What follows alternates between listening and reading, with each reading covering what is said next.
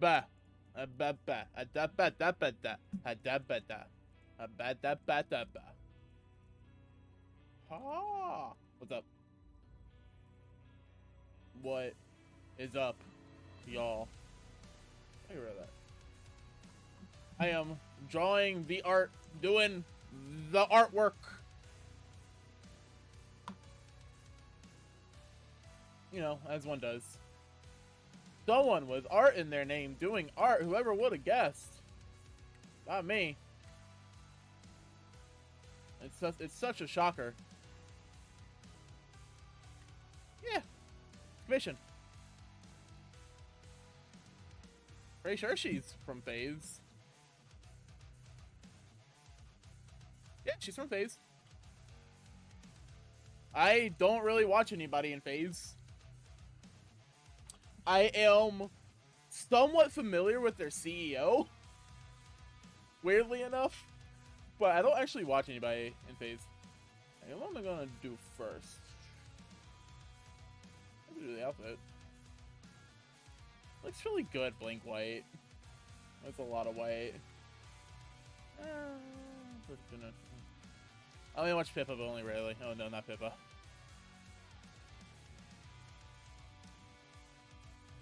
Just like a deranged life. Oh, I'm very aware of who Pippa is.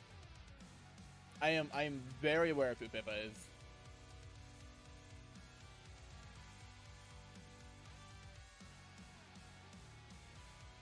No, funnily enough, when my buddy commissioned me this, I was genuinely surprised it wasn't Pippa that he called. I should have told him, like, when you told me a VTuber, but you didn't specify who. I was like, I was genuinely shocked when you didn't say Pippa. I'm like, oh shit, okay.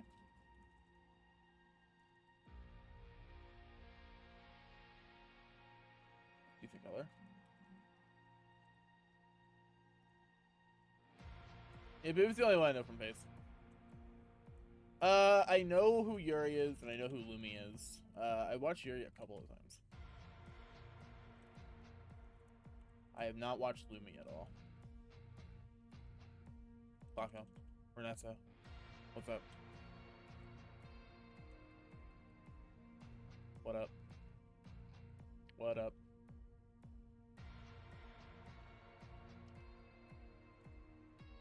Morning takeout, any recommendations?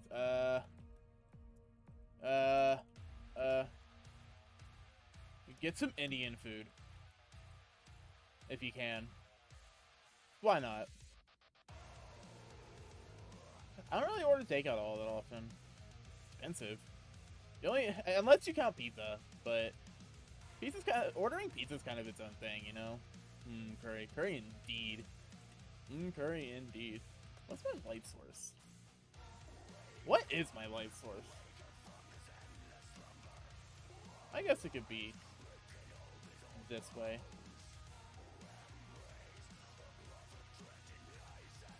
Or once a week on my days off the street. That's fair. I don't have much of an income, so I can't really afford it. I order pizza every now and then, but that's about it. And the thing about pizza is, like, it's expensive too, but at least it lasts me more than one single meal, you know? You know, in its own right, it's also kind of expensive, but it lasts me at least a few meals. So it feels less bad.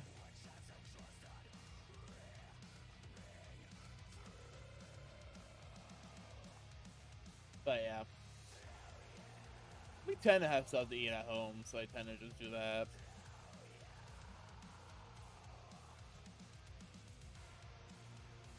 Most of the time I only order pizza when we don't really have anything to eat. And even then I'm like, I kinda don't wanna, because I don't like spending the money. Though I did just suddenly earn a good, like, $70-ish, $80-ish the other day when I canceled my Pirate Myth pre-orders and reordered the figures. You gotta love that the Japanese yen is in the shitter. Sucks for them. Great for me.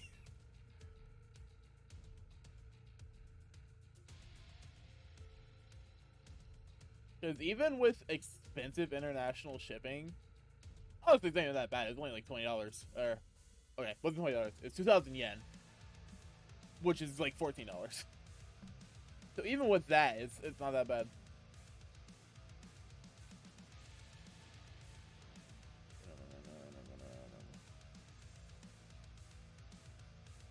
What feels like overprotecting? Oh, that's not bad.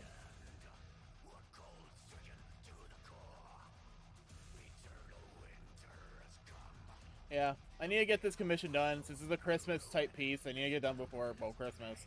Which, I'm confident in my ability to do so. But I figure, you know what, I finished Persona yesterday. I don't have anything else to really draw. Or really stream. I have plenty to draw. Not a lot really to stream. I don't know what I'm doing next. Figure I keep working on this on stream a little bit.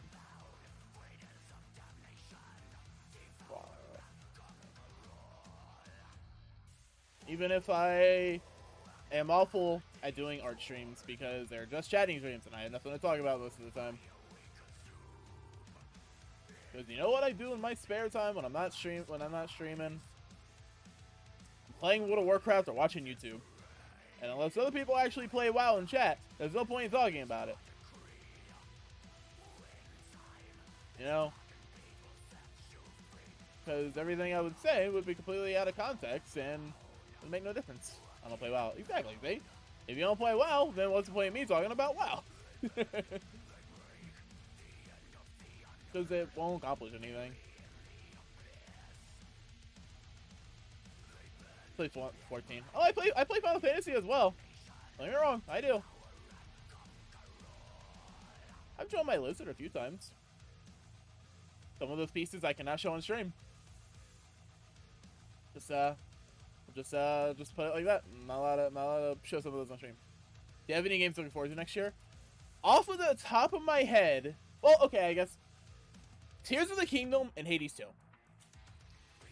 It would have been only Tears of the Kingdom, but Hades 2 got announced during the Game Awards, so really looking forward to Hades 2. Really looking forward to Hades 2. I could go through and play Supergiant games before on stream, you know, before Hades 2 comes out. Still getting it right. I played Transistor and Bastion, but I haven't played Pyre. So Pyre is actually an option. I'm contemplating it. You know, I haven't played it, which would be cool. I'm also tempted, so I have over 100 hours in Hades. I'm tempted to do a fresh file. Just do that on a stream. Hades is really fun, and I can talk about that in length. Like, doing a fresh file would be pretty cool.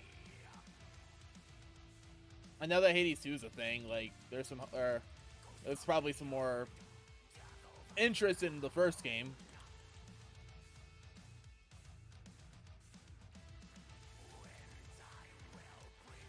So we have Hades Zelda topics. True, though. Zelda's fun. I like Zelda. I haven't played a Zelda in a minute. I have Link's Awakening on Switch, the remake. I never finished it, though. I didn't really get very far. Hello, I'm here. She is here. Crystal's here. Let's go. Yeah, I love Zelda. If Tears of the Kingdom basically ends up being Breath of the Wild with the darkness of Majora's Mask, it will quite literally be my favorite Zelda game. Hands down. 100%. Like, if it has some of the dark themes of, like, death and loss that Majora's Mask has, but with, like, Breath of the Wild's core gameplay loop, fucking in. That's it. We're done. We're fucking done. It's my favorite Zelda game. It won't be stopped. But I'm trying not to, like, hype it up in my head too much. I know I'm looking forward to it all the same. I'm going to really enjoy it. Tears of the Kingdom Hades 2 Battle Fight, best ways. Battle Fight the place for best game and best sequel, right? I'm looking for. The only thing is, I hope to fucking God Hades 2 does not come out in May, because that's when Zelda's coming out, and I don't want to pick between those two games. I do not. Supergiant, please do not make me pick between those two games.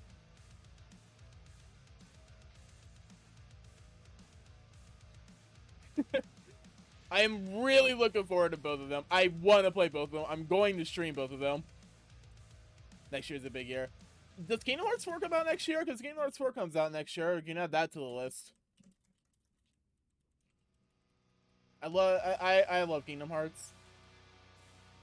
There's potentially the Xenoblade 3 DLC campaign as well sometime next year, so that'll be fun. I gave up on streaming Xenoblade 3 due to a multitude of reasons, but ultimately what it boiled down to was I wasn't having fun streaming it. I love Xenoblade 3. I really enjoy the game. It's probably my second favorite game of all time. But streaming it, I wasn't enjoying. Maybe I'll stream it again sometime in the future, but for now, eh. Which is funny that I wasn't enjoying it because I did enjoy streaming Torna. It'd be funny if Supergiant released the time and Nintendo took the hit.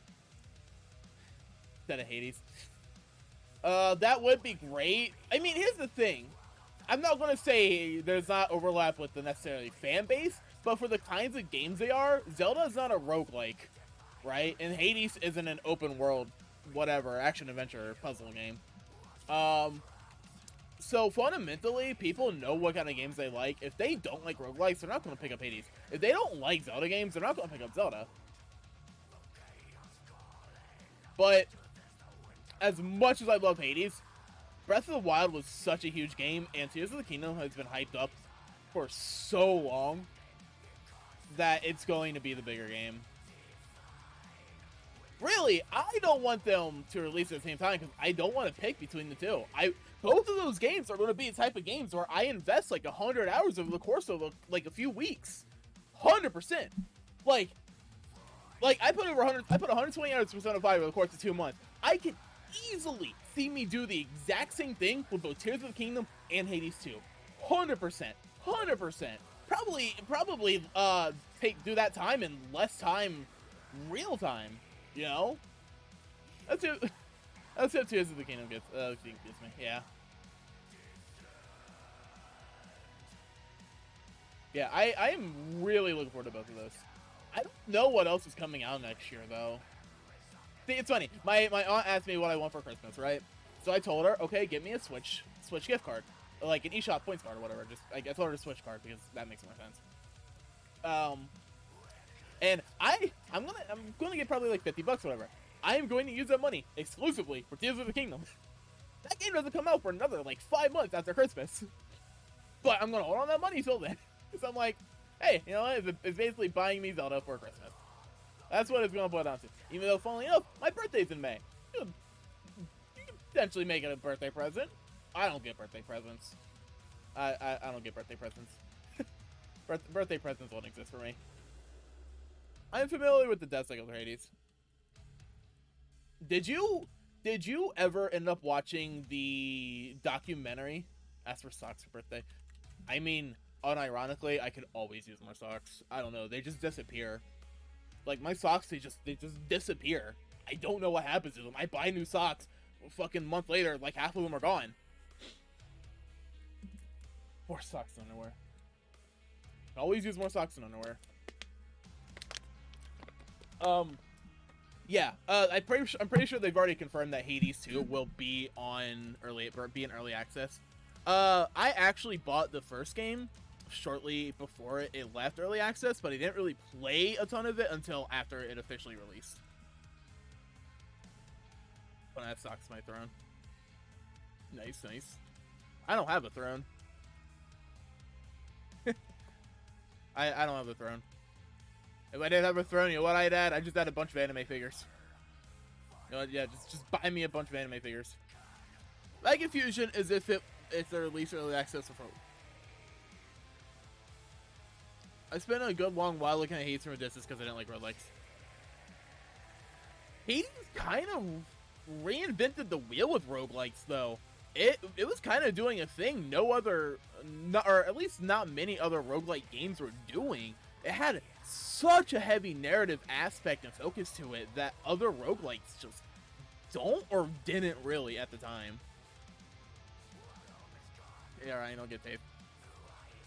If you want a good roguelike that's hard as hell, play Noida. That's gonna be because I play those giant games. Yeah, that's fair. It wasn't in roguelike still Hades. Yeah, no. If you want a good roguelike that's hard as fuck, play Noida. I haven't played in a minute, but it's fun. Good game. Do recommend. It's hard, but it's fun.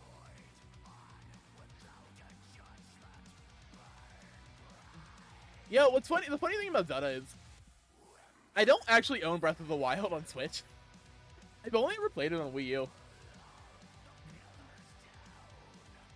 I bought it on my friend's Wii U when it first came out, and then I emulated it on Wii U emulator like a couple years later when I went to replay it. I've never played it on Switch.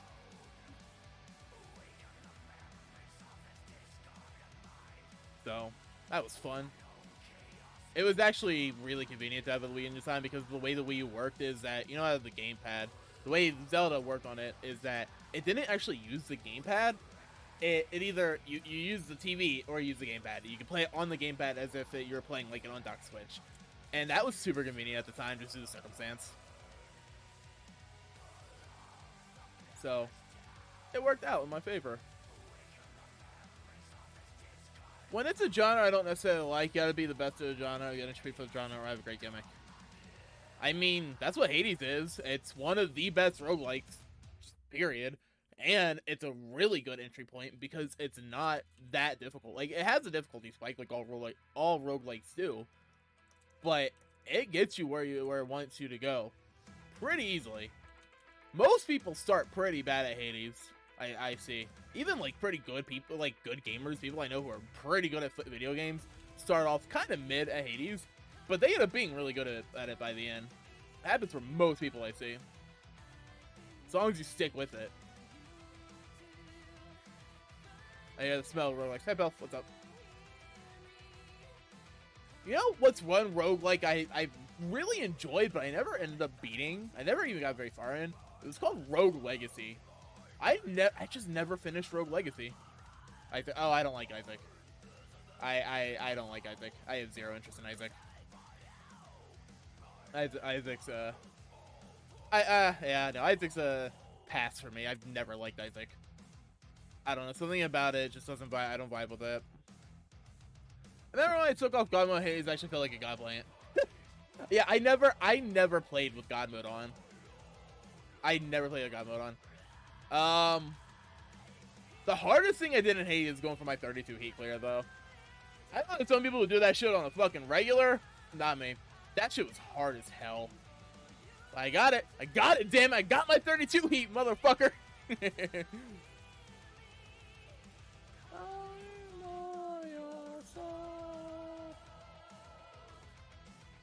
High heat be wildin', yeah.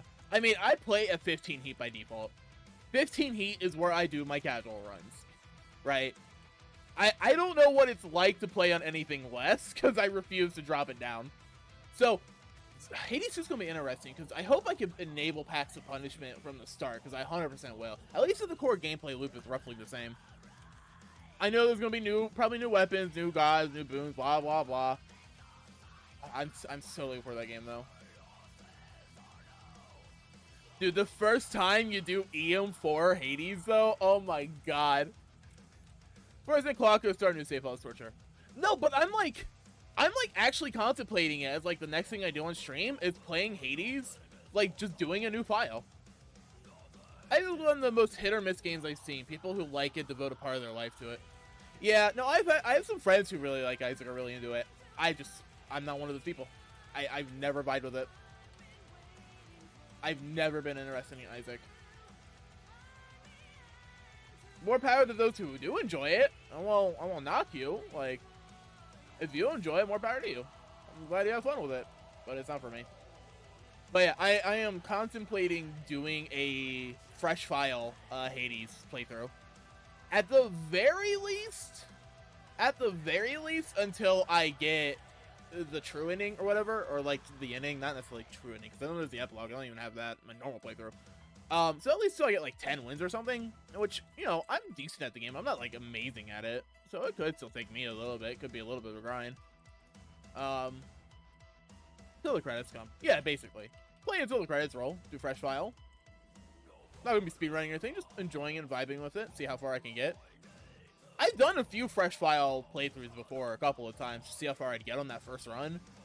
I've gotten to Lerny. I think the farthest I've gotten is to Lerny. We'll stream until Clocko plays start.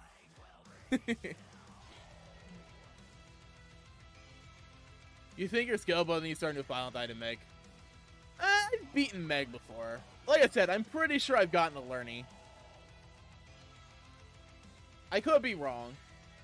Fun fact, there is unique dialogue for if you happen to beat the game on Fresh File that very first run. There is unique dialogue from Hades.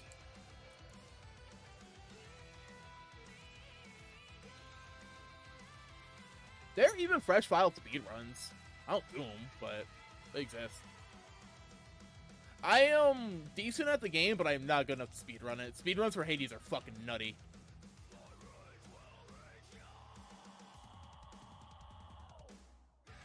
Yeah, Hades will comment on it. The funny thing is, Zagreus' motivation for escaping hell, at first, is just him giving a big fuck you to Hades. That's why Zagreus wants to leave at first. Then it turns into him wanting to find Persephone. What happens if you finish the game on your first your first save, like your very first run? Because at that point, Zag doesn't even know Persephone exists.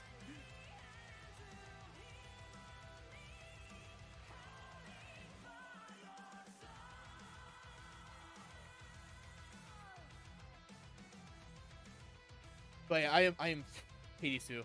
Hades 2. Just so, looking forward to it so much.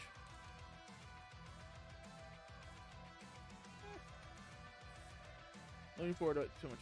No, I'm pretty sure it's always Persephone.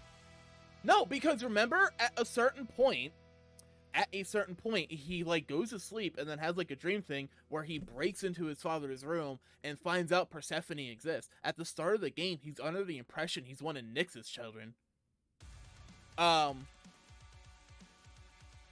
He doesn't even know Persephone exists until a little bit into it. The dream's a flashback. Is it a flashback? I thought that was just a thing that happened. Because after the dream, it's, he confronts Nyx about it.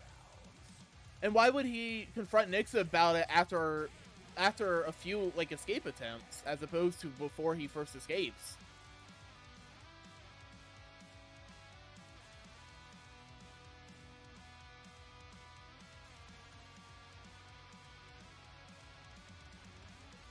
I mean, if it's a flashback, I guess that's fair.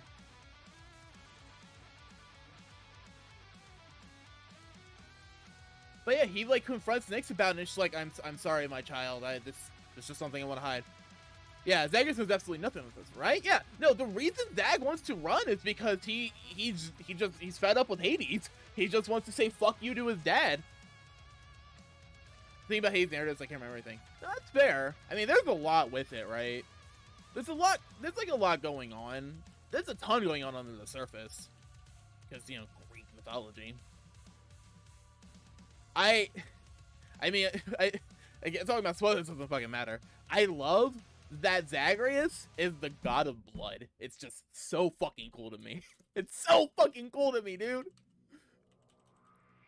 And it makes perfect sense. It's so good.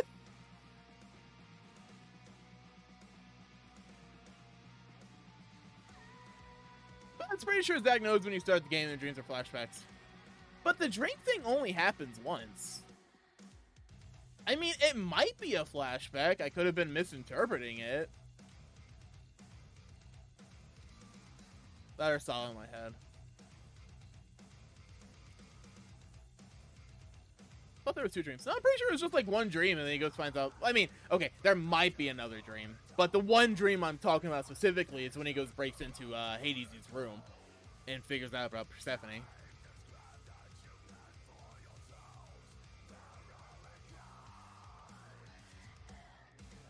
I mean, if they are a flashback, then fair enough, I guess.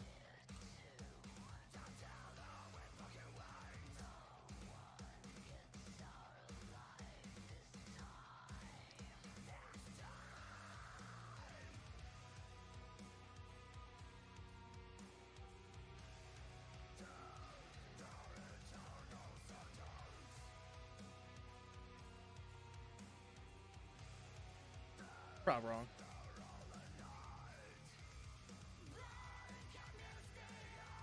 Yeah, I mean, I don't know. Hey, Shay, thank you.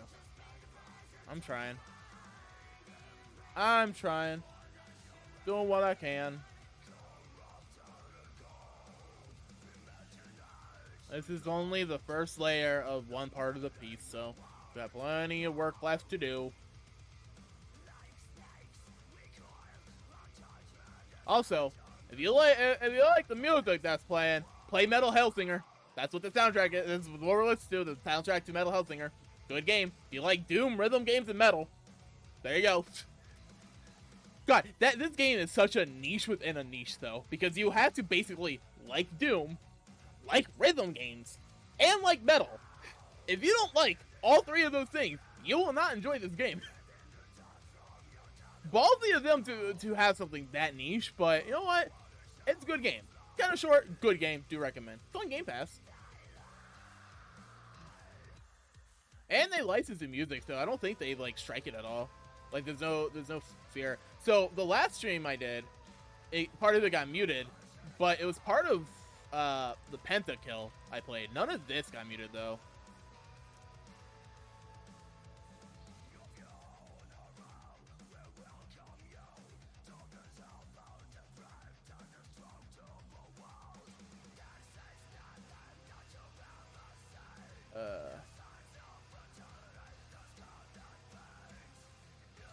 Yeah, okay, that makes more sense. That makes more sense. Okay. Probably gonna listen to the exact same things we did last time, which was this and then all three of the Pentakill albums, because Riot does good music. Say what you want about their games, but they do good music.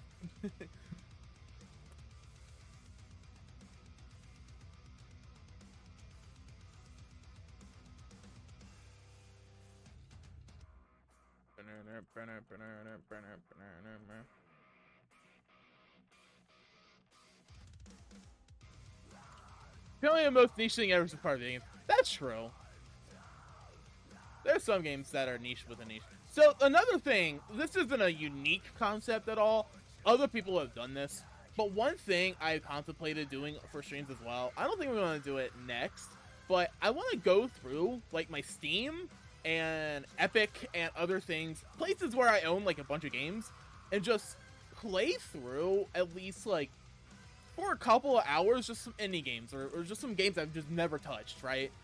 You know, set aside a few hours, pick like 4 or 5 games, play like an hour or 2 of each, just to say I did, just to find something new, see if anything's good, sticks out to me, just for shits and giggles, right? Like a variety game stream, yeah. Like, there are 2 very quote-unquote clever names that you do for it, and it's either, Steam dumpster diving or Steam cleaning. Maybe I'll do something, maybe I'll tell you again, right. But yeah, like, I'm tempted to do that because I have quite a few games on Epic that I got for free that I haven't touched. I have a few games on, through Twitch or Amazon that I haven't played. I have quite a lot of games on Steam that I haven't played. Dumpster fire stream. I'm pretty sure I have some games on GOG I haven't played. You know, like just a lot of games that I have that, under normal circumstances, I probably never would play, but it would give me a good excuse to do so. It'd be fun. I would need to see if those games have categories on Steam, on Twitch, and if they would be allowed. Well, I would obviously avoid anything that would potentially be like an issue. Well, I call the idea itch trash bag. So many itch games from the bundles. Hey, that's not bad. Yeah, the only bundle I have is the racial equality bundle from back in 2020 when the whole Black Lives Movement thing was going on. That guy is calling it spurred. Fair enough. itch.io is a very interesting website. Yeah, you get a lot of options.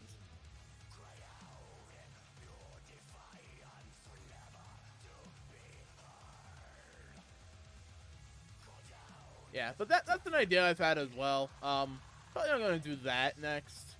I don't know. I mean, right now, obviously, I'm just doing art because I have this commission I need to finish, so may as well finish the commission.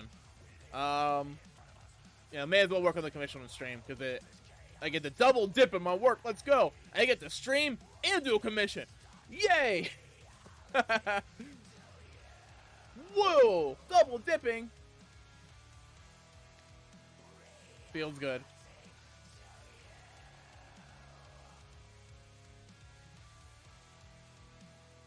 Yeah, I mean, I'm very open about it. The reason I don't like doing art streams is because they are literally just chatting streams, but with something to watch, something to look at. And that's perfectly fine. There's nothing wrong with that as a concept. Just me personally, I never have anything to talk about it. It's called removing an itch. Oh, that's clever. Oh, that's clever. That's clever.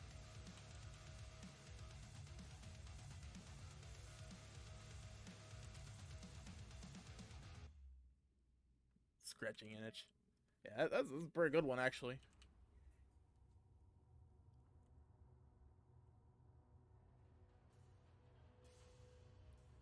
Oh yeah, I also have some games on Switch that I could play as well, but those are things I want to like sit down.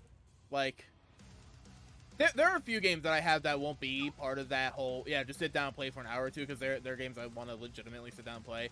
Right now, I want to avoid going through like 100-hour RPGs just because we just sat through one, and as fun as those are, oh boy, I don't know if I could take another one right now. I need a break. Yeah, at least Hades won't take, like, if I play Hades, that won't take me that long. I am probably not going to play another Persona game on stream until Persona 6, but SMT5 is an option. I do have that. That I'm not doing yet, but I can do that later, eventually. I've never actually played SMT5, and I probably won't actually play that with the guy. I'll just play, so that could be fun.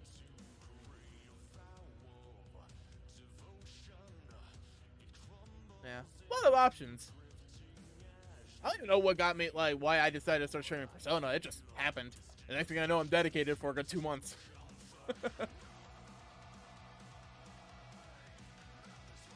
Like, good fun, though. The Persona was really fun. I wasn't necessarily expecting or planning on finishing yesterday. It just kind of happened. You know, it just kind of happened.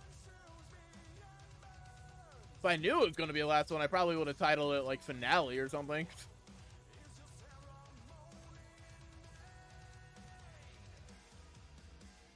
After a certain point with Persona 5, I was just kind of getting done with it. I think that was very obvious with the way I was acting on some parts. Especially in, like, the final palettes, where I'm like, bro, I don't fucking care. Just let me move on so I can get to the damn boss to kick Marky's ass. Because I'm just like, this game is so long, and it's so good, but it's so long, and I just want to go do something else now. Just want to be done with it. Don't have to worry about it anymore.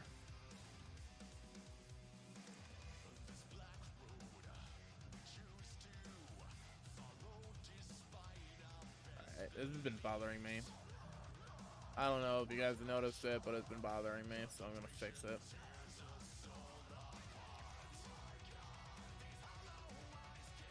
I have Octopath Traveler that I'm just sitting on. I also have, like, all of Final Fantasy. I play those as well.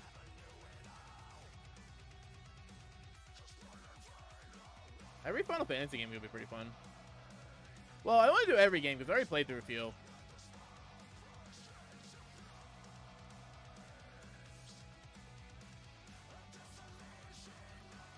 I might need to rasterize the line art at some point so that I can color it. It kind of sucks, but it's fine. By the time we do that, it should be fine. Okay. Okay.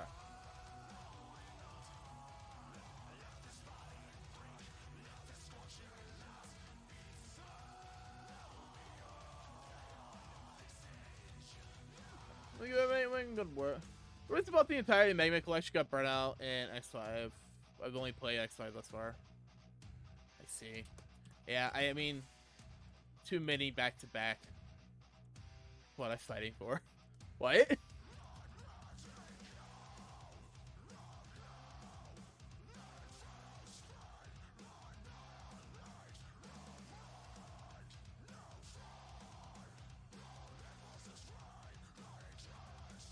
Why would you marathon them? I know, right? The only Mega Man I really played was Battle Network. I've only played X5. Oh no.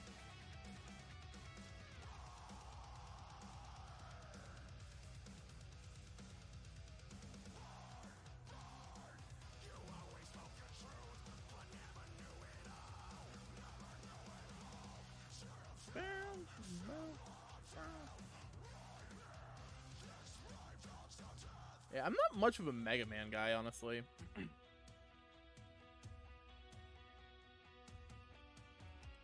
That shows like me marathoning Mega 10 games, losing all time over a summer. Oh, jeez. Yeah, I want to do that. Fuck that. I feel like I would have been a bit less done with Persona by the end of that playthrough if I wasn't streaming it. You know, if I could like just skim unnecessary dialogue and everything as opposed to actually reading it out loud with voices and everything. I played one Mega Man game as a kid. I don't even remember what it was. Fair enough. Mega Man's fine. I'm just not like a super Mega Man guy.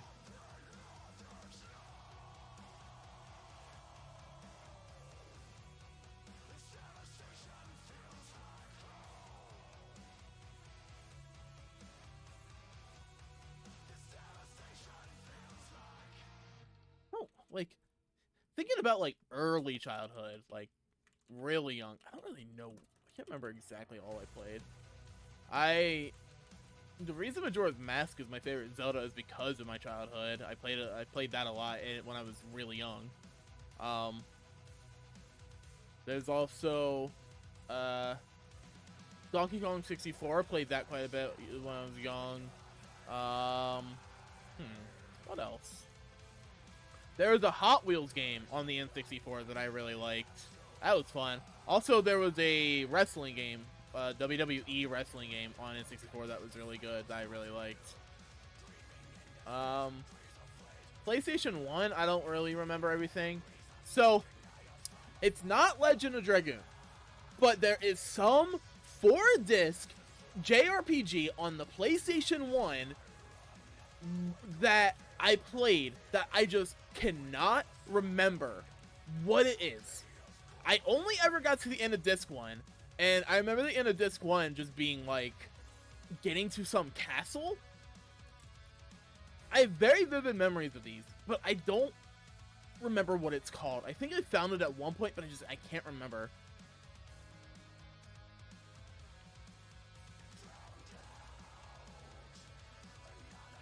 And I know it's not a Final Fantasy game either, right? It's not Legend of Dragoon, it's not Final Fantasy, and those are kind of the go-to games you think of when you think like multi-disc JRPGs on PS1. At least for me, that's what I think of. So I don't know.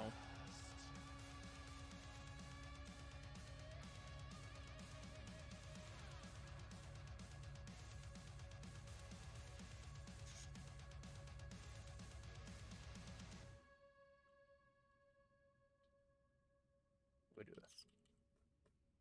Yeah.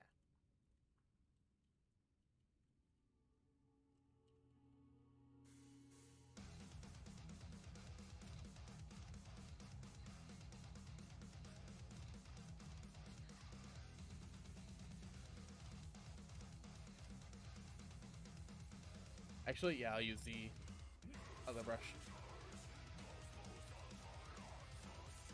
It'd be fun to revisit some games I played when I was younger, though.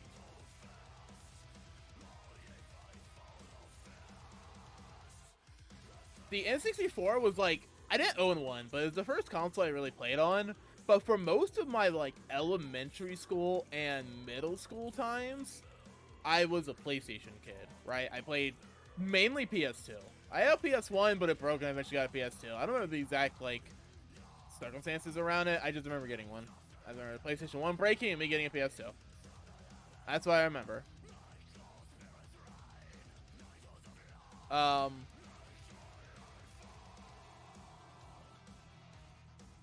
yeah, a lot of my gaming experience growing up was that, and I had a Game Boy Advance and then a DS, right? I played a bit on computer, but it was either shovelware stuff or Warcraft 3. No, shovelware stuff, browser games, or Warcraft 3. I wasn't much of a... I didn't really get super into, like, PC game. Oh, when did I swap outfits? Eh, whatever, who cares? I didn't get, like, super into PC gaming until I was in high school. You know, it was when I was in high school that I really started getting invested into PC gaming. But I didn't really have, like, a really good computer until after I graduated high school. I started, like, college. I've always had like a really shitty computer growing up. Like throughout, oh yeah, I guess I say PlayStation 2 and Game Boy growing up, but I did play a few MMOs and stuff in middle school. You know, I played WoW a lot in middle school, and high school, and after high school, and currently. I've been playing that game since like 2007, so that's just, you know, that probably says a lot.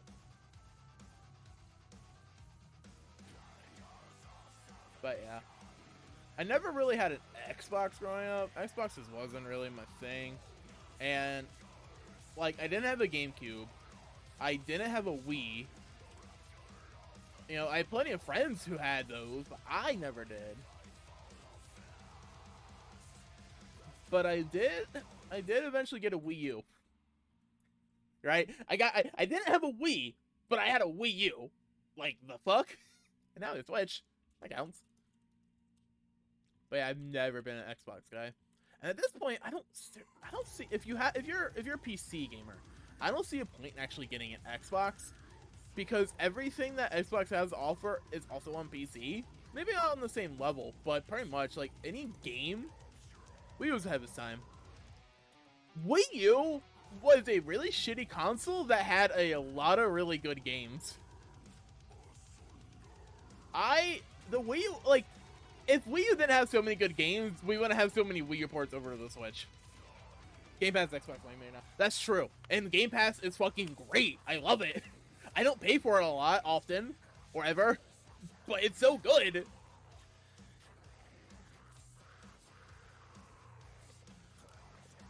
Like, I was literally able to play through the entirety of Persona 5 Royal, basically for free, because I got 2 months of Game Pass through Discord. Even if it wasn't free, it would be like, what, $30 for 2 months or so? You know, Game Pass like, what, $15 a month? That would still be cheaper than buying the game in full.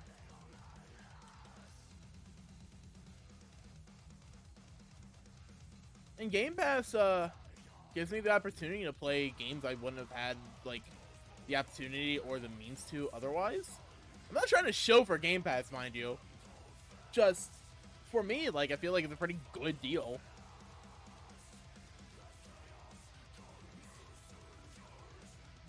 Especially if it saves you money, which it has saved me money. Like, straight up, if I didn't have it, I probably wouldn't have played Persona 5 on stream.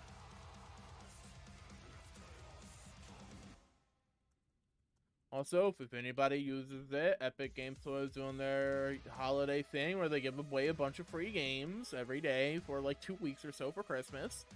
So, if you care, they probably have a bunch of bullshit, but last year, the final thing they gave out was the entire, like, modern Tomb Raider trilogy, which is pretty decent.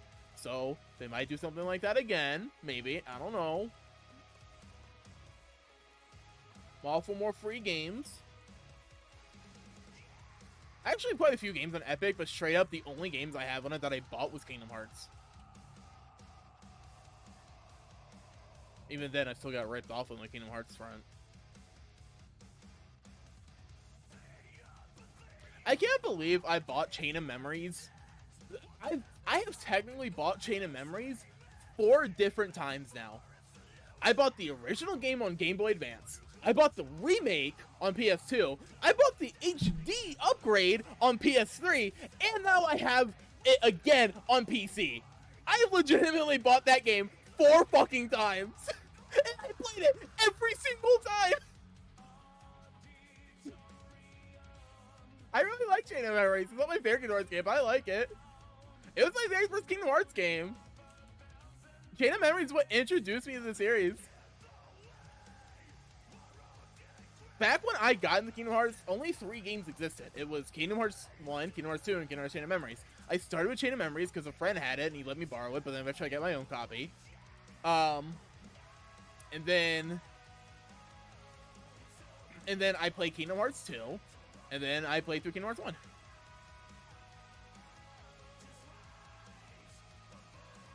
I really like Kingdom Hearts 2. Kingdom Hearts 2, good game. Good fucking game, y'all. recommend playing. I should play through Kingdom Hearts 2 on stream at some point. I have a hard time like sitting down and playing through the beginning parts constantly because I want to get to the like later game content for Final Mix. You know, I have a hard time doing that at this point. I'm kind of bored because Kingdom Hearts is really good, but I played Kingdom Hearts 2 so many times when I was younger that it can get kind of boring for me after a certain point. You know, for as many issues I had with Kingdom Hearts 3, straight up, both times I have played through it, I cried at the ending. Both times I played, I cried at the ending. I don't know why. I have so many issues with that fucking game, dude. Then again, a lot of my issues were fixed with updates and DLC. A lot of my complaints that I had with it were fixed. So, major props to them on that one. Now, not all of the story issues were fixed, but like the gameplay issues I had with it, those were fixed, which makes me really happy. Yeah. Like the game was just Kingdom Hearts 3 was super easy when it first came out because it didn't have crit mode, but adding crit mode, you know, gave me some challenge, which was really nice. It was fun. And then like the attraction spells, I fucking hated them. Like the partner buddy spells, whatever, I fucking hated them. You know, shit like that. I hated it. I don't mind them existing. I hated that I didn't have an option to turn them off. But eventually, they gave me an option through pro codes. Which, in that scenario, I'm like, fuck yeah. Being able to turn them off was really nice. And then, I have gripes with a few of the worlds, but in the first time I played, but the second time I went through, I didn't really mind it as much. Like, the part on the Toy Story world where you were forced to, like, do that one mini game with the robot. I'm like, I don't want to use the robot. It wasn't that bad the second time through. I don't know if they updated it, or maybe my tastes have changed, or what, or I was more accepting and willing to get through it. I don't know. But I didn't mind that much. Same with like the Pirates of the Caribbean world. I didn't really like the pirate ship. I didn't like having to farm the crabs or whatever. It's just so I could progress. But, you know, that was first time through. But second time through, I'm like, yeah, it wasn't that bad. You know, not the best thing in the world, but it wasn't that bad.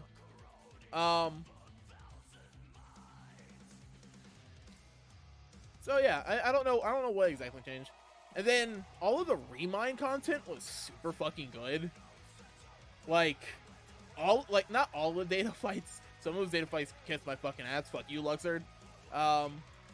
But some of those data fights were really fucking good. And then Yozora was an amazing fight. Yozora was fucking awesome. That fight legitimately took me like 20 hours. Those data fights had some great ups and downs. Like, Shion was so fucking good. Yozora was so fucking good. But then you have a fight like Luxord, and I'm like, bro, piss off with this shit. This is fucking trash. I still hold very firm, at least so far, that Crit Mode Yozora is the hardest boss I have ever done in a single player video game. There are bosses I've done in multiplayer games, such as Ultimate Raids and Final Fantasy, that I would definitely say blow them out of the water. But, yeah.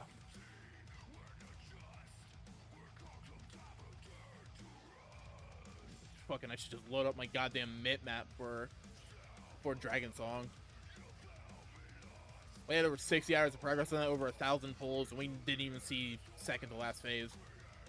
We weren't even close. We had probably another good 60 hours of prog ahead of us from the looks of things.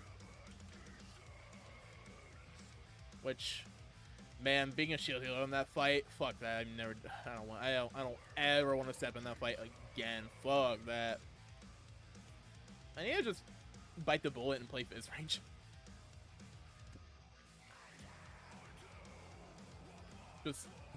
Just stop playing healer, because I always bitch about it constantly whenever I do. Final Fantasy, man.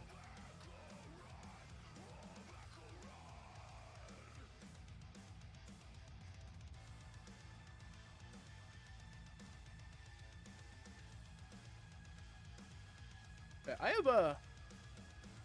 I'm looking forward to Final Fantasy 16, but the fact that it's a timed exclusive kind of kills any real hype or excitement I have for it, because I won't be able to experience it at the same time everybody else does.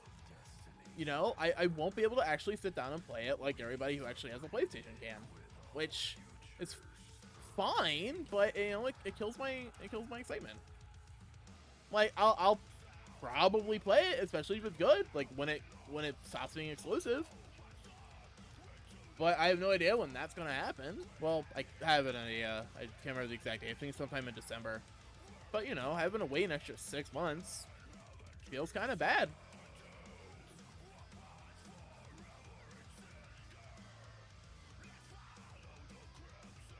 Okay, it's looking decent. Now I need a bit more, another multiplier layer that's a bit darker.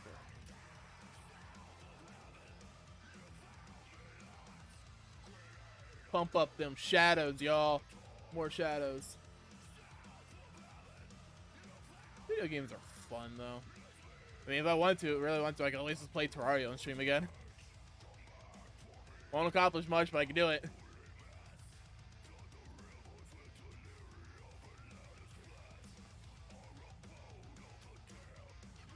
Pokemon's always an option, too. You know, you just emulate one of the older games. Do a Nuzlocke. Everybody likes Nuzlocks. Last time I did a Nuzlocke, it was with Emerald, and I got my ass handed to me. Like, I play really poorly.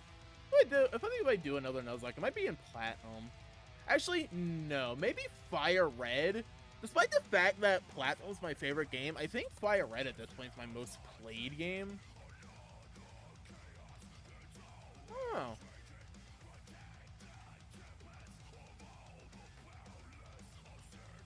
I played through Fire Red quite a few times.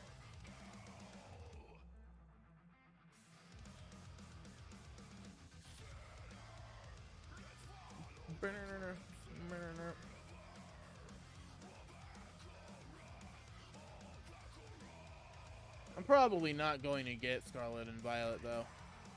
Or Violet. I guess I wouldn't have gotten both of them anyways. I never get both of the games.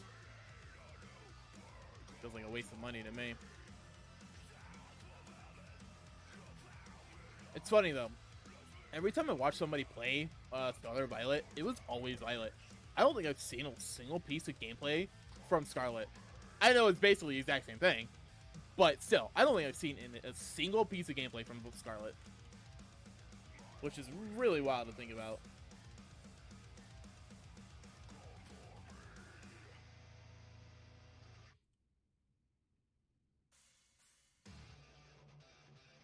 Not necessarily it's a bad thing. You know, people like the Violet, but...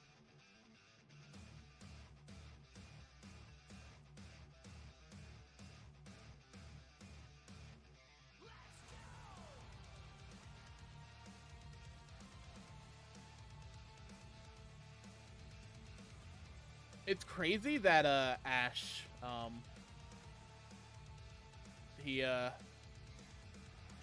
he's getting retired as a protagonist. We're not gonna have Ash as a protagonist anymore, y'all. I know I said this before, but fun fact, I have the same birthday as Ash. May 22nd. We share the same birthday. I know some people use fake birthdays. I know some VTubers use like a fake birthday. It's like their character's birthday or whatever, basically. But I don't see a point. I'm very open about why I'm a VTuber. 2 reasons. 1, it's fun. And 2, fucking ugly, y'all. You don't want to see my face. I'm sure you'd much rather look at a cute model.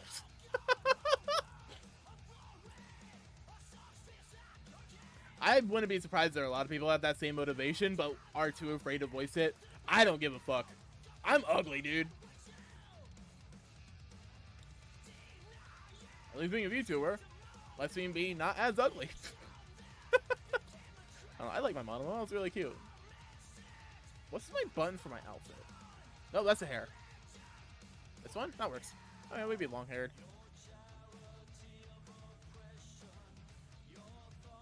We can have long hair for a bit.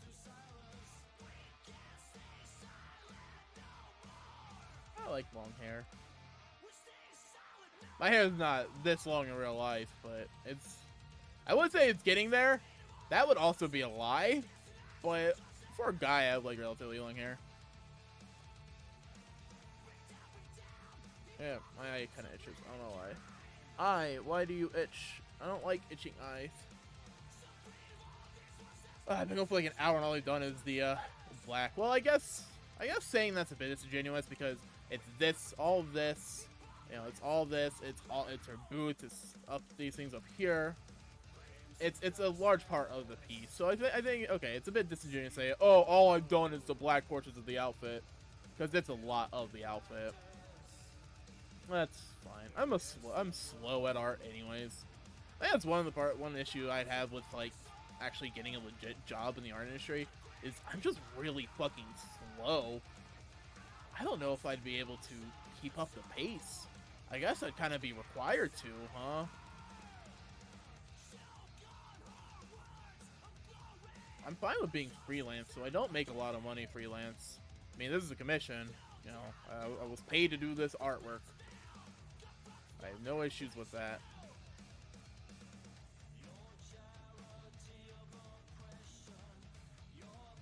Granted, this year was probably my best year in terms of getting just sheer commission work. Most of the pieces I did this year were commissions. Like, most pieces I did this year were commissions. I did more commissions than I did non-commissions, I think. Whoops. Which is pretty cool.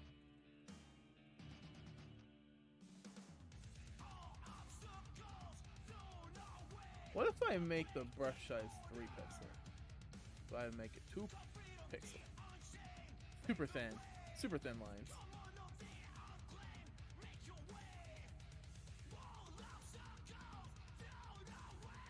Alright, well.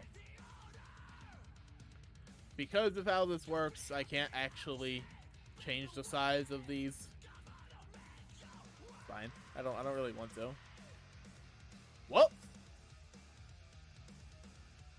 Alright, well now there's just red lines, guys. Now I'm gonna make it very bright pink. Oh. Gonna make it purple. Hell yeah. Purple lines, let's go.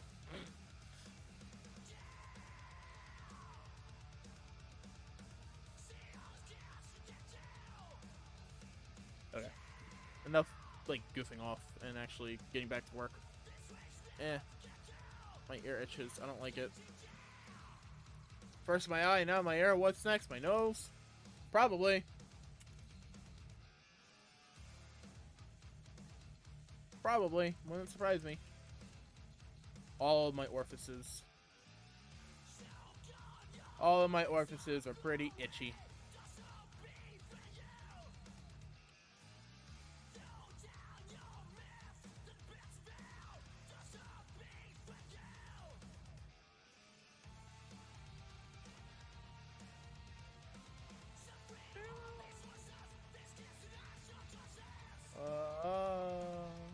We're running out of album, guys.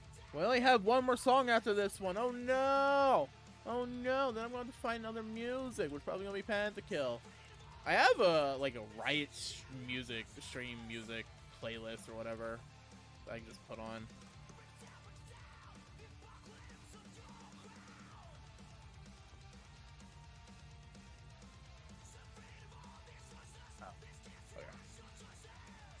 Actually erase a bit of that. There we go.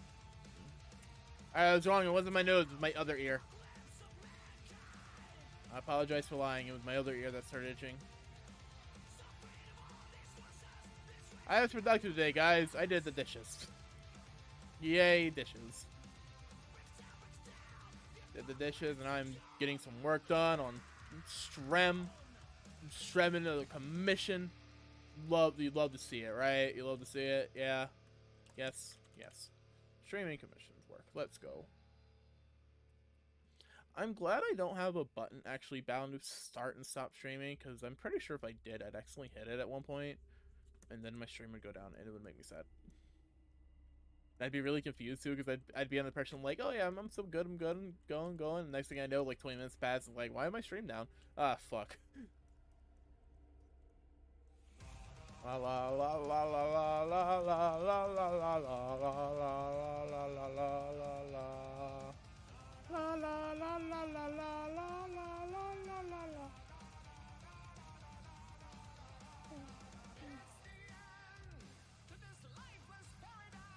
I love that they saved Sarich for literally the last song in the fucking game. He like, I'm pretty sure he was a hook for quite a few people. Definitely was for me. The entire time I was playing, I was waiting. I'm like, okay, when's coming? When's coming? When's my man coming? Last fucking song.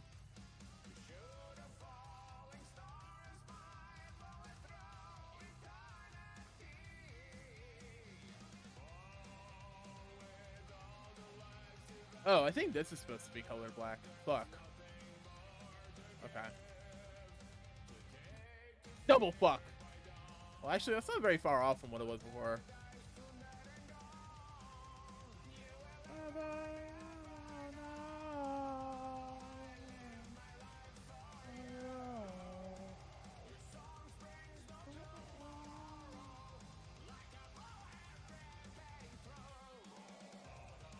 La la la la la la la la la la la la la.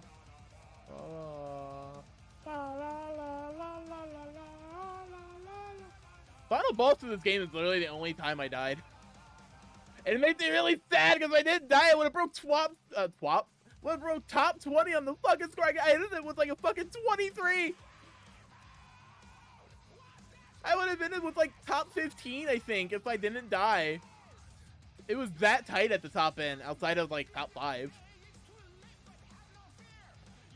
It made me really sad, but I'm not playing again just to grind for score. Fuck that.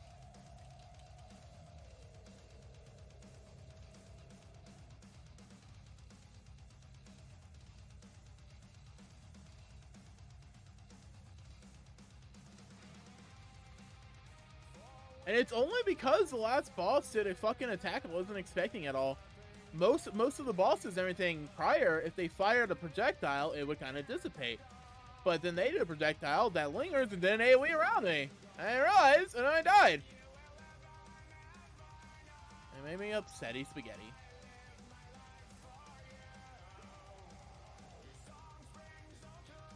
I do generally wish this game was a bit longer. I get why it's not, but I really wish it was. Mainly because I really like it. I just wish there was more of it.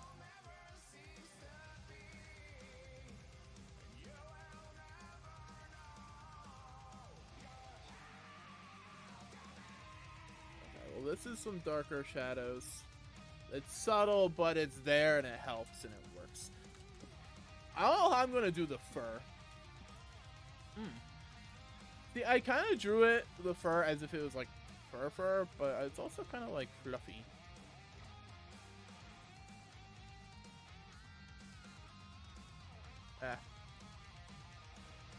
Gem. We'll do the blue first. Make it nice.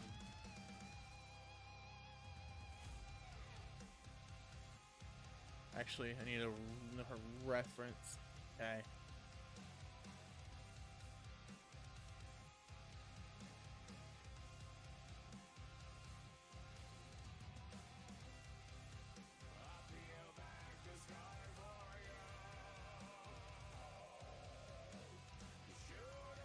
I don't really draw gems that often. It's funny saying that considering I've done Hoseki no Kuni fan art before. Which is pretty fun actually. Though they're very interesting to draw.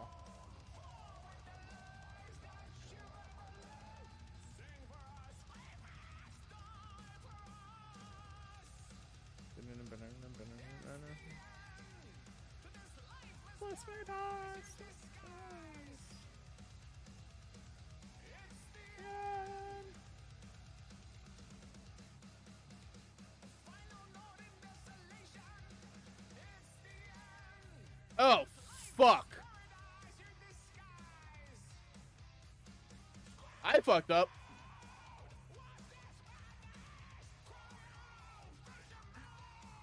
I fucked up. Not that big of a fuck up, but a fuck up all the same. I'm like, why is there so much blue around now? That's weird. That shouldn't be happening.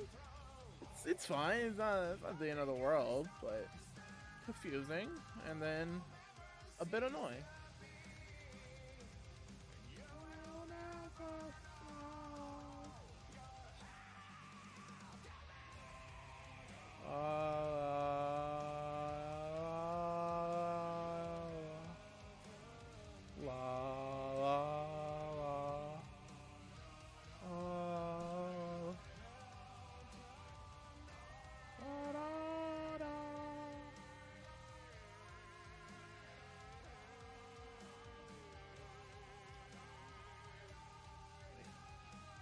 The overall color,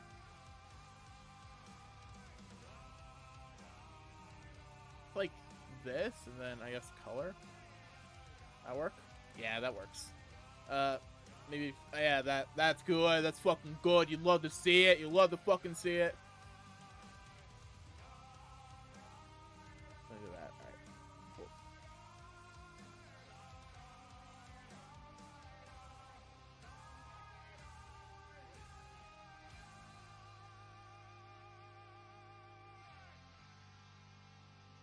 Okay, well, it's fucking decent. Oh, the Metal Hellsinger soundtrack is almost done. Feels bad. Womp womp, it's done. Alright, now we move on to something else. Probably Penta. Let's listen. Well,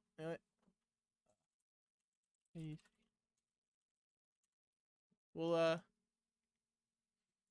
this is a good 13 minutes. We can do this. Why not? Why not? This is a good, like, 13 minutes.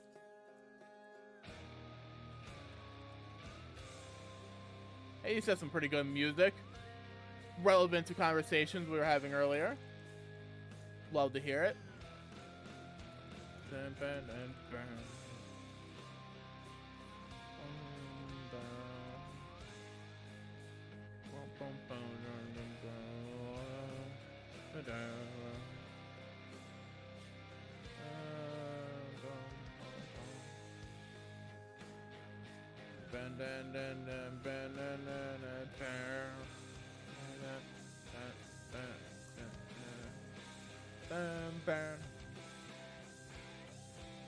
God, Darren Korb is just such a good fucking composer, dude. He's so good at what he does. Everything he does is just, it's so good. It's so good. Like, I don't have words for it, you know? It's just how good it is.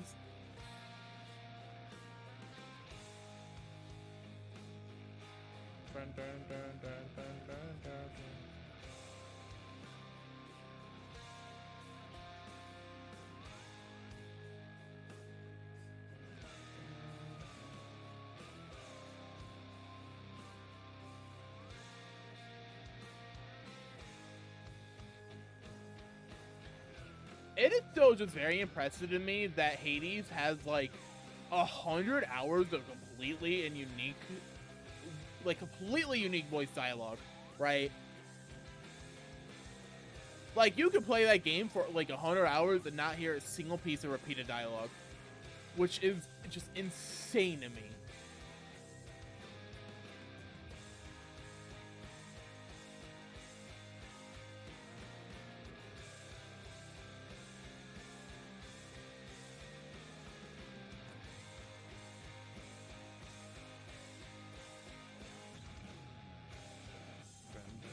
I love that Darren Korb himself voices Zagreus in Skelly. I hope Skelly's back. I'll be sad if Skelly doesn't come back in some way. I love Skelly. He's my homie.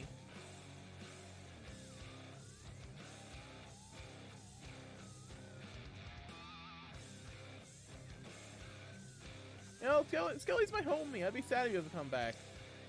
I'm really curious as to what Zagreus' deal in Hades 2 is. You know, I'm really curious as to what he's going to be up to.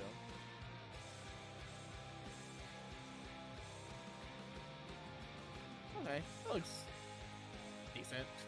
It looks okay.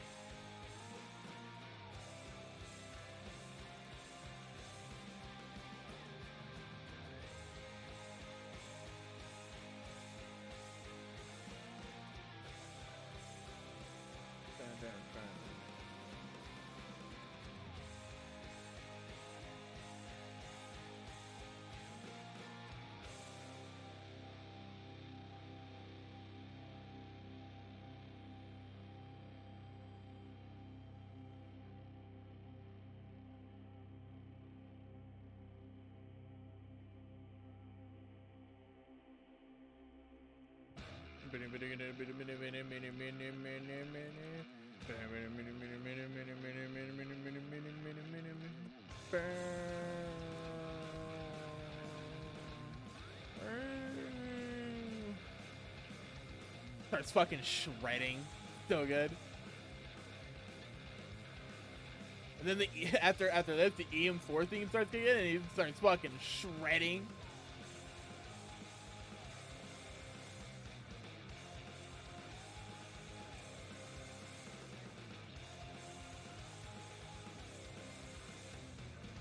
This color feels weird. Yeah, that looks a bit better. Like, I literally color picked it from her model, but it feels like a weird color to me.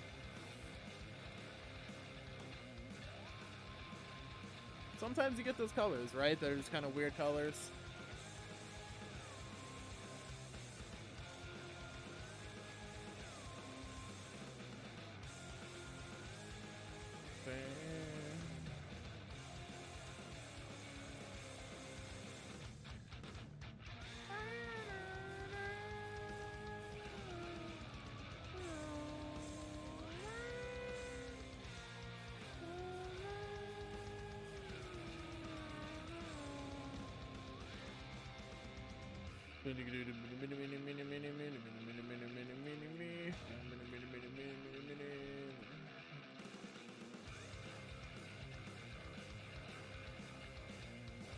Haze is such a good fight.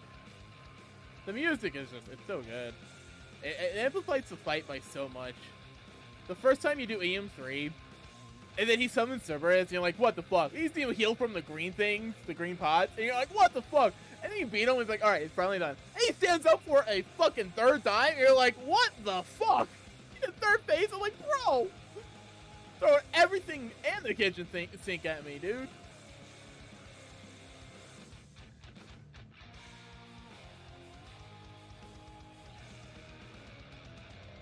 I like the concept that Hades is just holding back on Zagreus until he enables the pack, though. And that's, like, EM4 is when he actually finally starts trying. Which is fair. Like, there's some part of him that actually wants Hades to go see Persephone.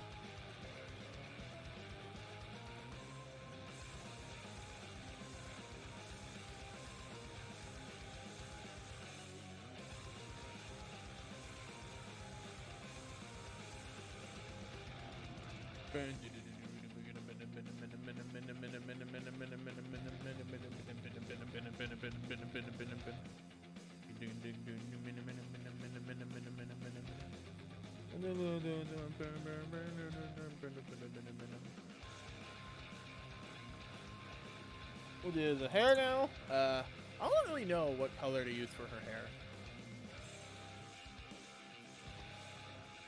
So, I think it's the base color that I picked, right? Roughly. Yeah.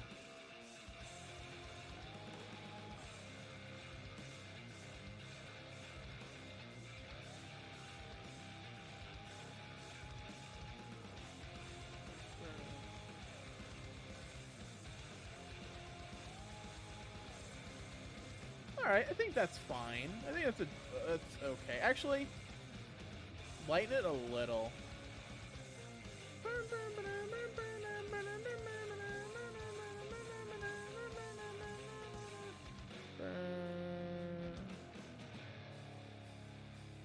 Yeah, okay, that looks good. I like that. I like that. Oh, I swapped my outfit again. Well, we're sticking with this for a minute. I don't know how I accidentally hit it all the time when I'm drawing. It just happens.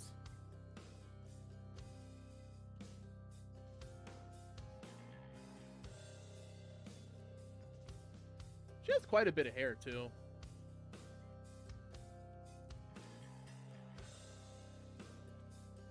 Thankfully, the hair actually won't be too bad to shade because of just how I drew the general shapes.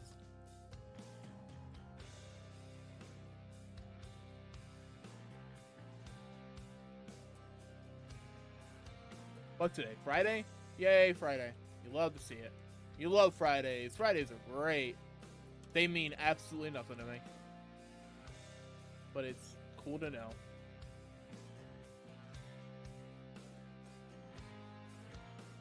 The only day of the week that means anything to me is Tuesday.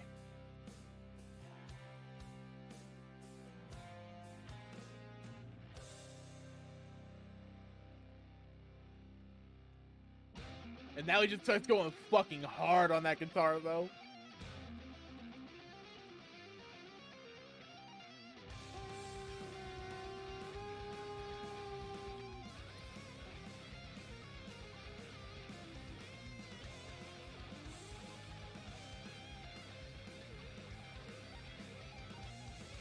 Anybody have any fun plans for the weekend?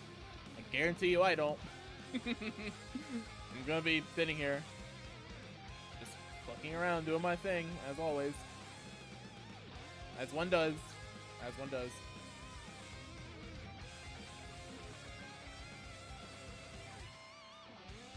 You know, the weekends haven't meant anything to me since I was in, like, high school. I guess college. I guess college you get the weekends off. They haven't meant anything to me since I was in school. And I haven't been in school in a long time.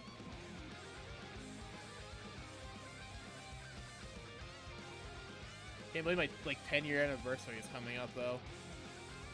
Not next year, but the year after. Whew. 10 years since I graduated high school. That's wild. Wonder if one of my schools gonna have a reunion.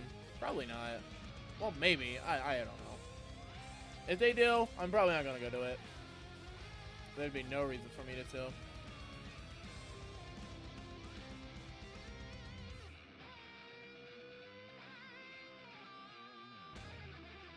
So from the school I graduated from, I have literally no friends from there, which I am perfectly alright with. I had people I was friendly with while I was going, but quite literally after I graduate, I'm like, fuck this shit, I'm out. But I haven't talked to any of them since.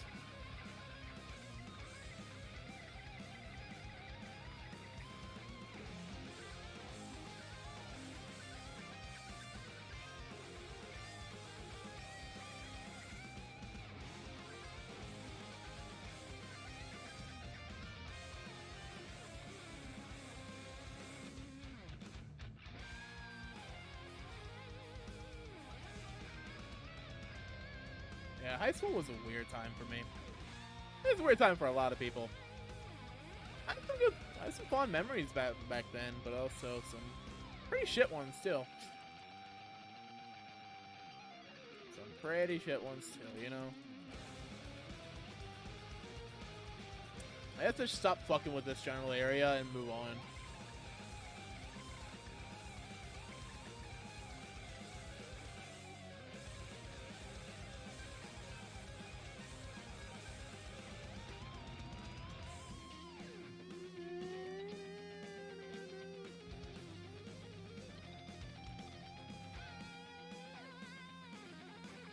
Yeah, high school was kind of weird for me because I didn't like study at all. I didn't really take school too seriously back then. Like, I took it seriously enough to get decent grades, but yeah. God, middle school. I skipped a lot of school in middle school. That was fun. That was fun. It was fun. It was fun. It was fun.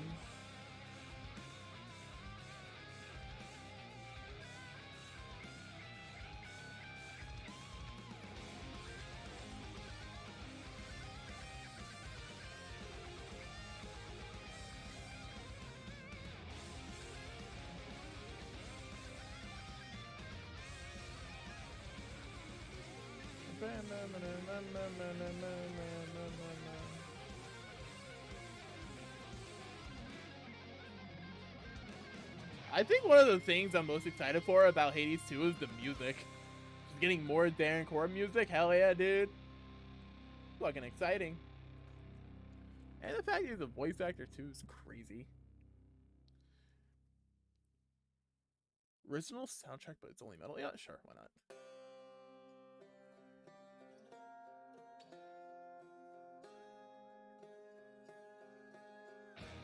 All right, well, we already listened to this, so we'll go forward. We'll go forward. We will move forward and listen to different parts of it.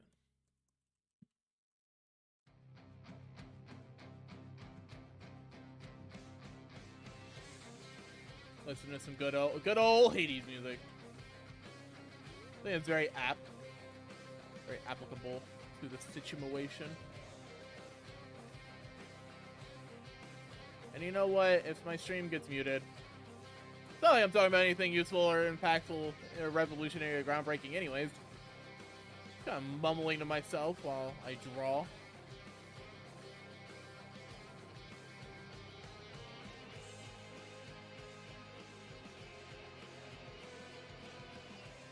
Oh yeah, I forgot that she has the, like, eyebrow.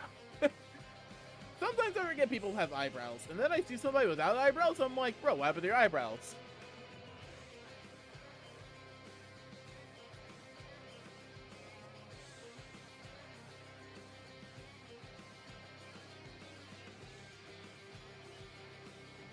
I have eyebrows. See?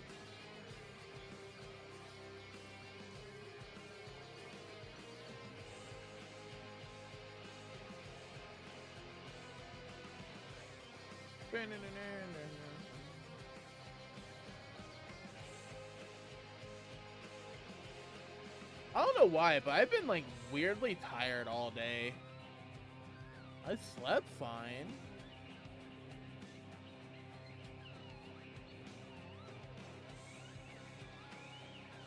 But, I don't know. I've just been super tired. I don't like being tired. It sucks. Being tired is poopy. It's poopy. It's poopy. Yeah. Poopy tired. But at the same time, tired's like my default state, so I'm just kind of used to it. Even if I don't like it, I am used to it.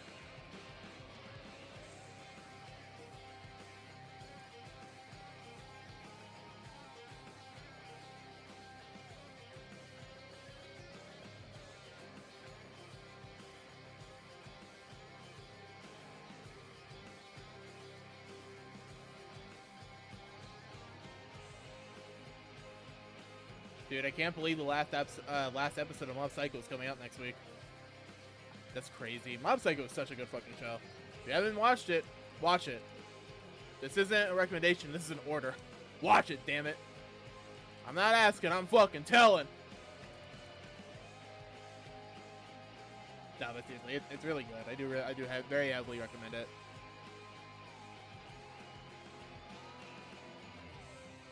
I feel like they have a lot to wrap up in the last episode, though. There's quite a bit going on.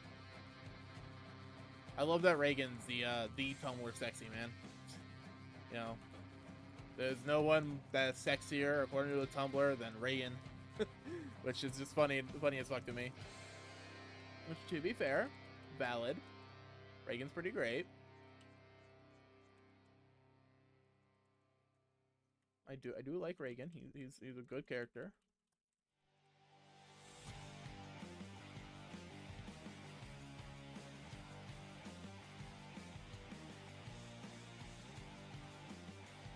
How long have I been going? About an hour and a half? Not bad. I don't know how long I'm going to stream for today. It's hard to say. I'm not going to go until I'm done, but I do want to get some decent work on this piece, you know? I want to get some work on this piece done. And I can send an update whip to my friend, be like, hey, I'm not dead, I'm working. This is where it's coming along.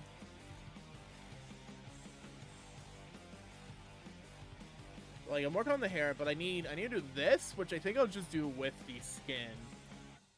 I have all the skin to do, and I have all the white and the red. I'll do the red next after I finish the hair. Because that's gonna take a lot, less time. The white, the fur is gonna Probably be a challenge. Hey Raptor, what's up? Good morning.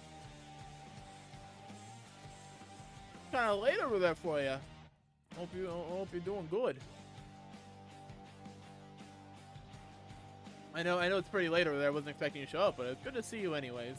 Hello, friendo. Hope you're doing well. Very early good morning. Good morning is 1 a.m. Oh, okay, that's not too late. 1 a.m.'s not too late. It's late, but it's not too late. You know what's later? 2 a.m.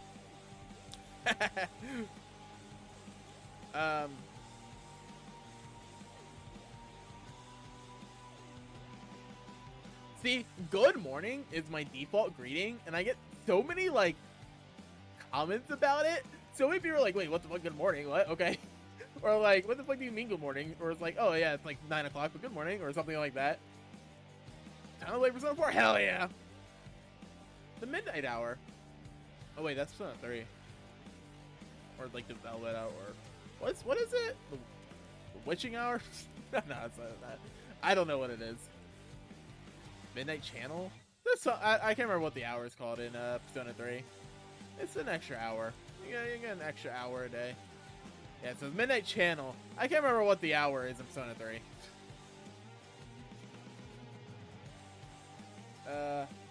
Persona 3 hour. Dark hour, that's what it is. The dark hour. Right, midnight channel dark hour. That's an hour ago, no one showed up to it. Setch. Oh no. Was it raining? Remember, rain is very important. Nobody's gonna show up if it's not raining.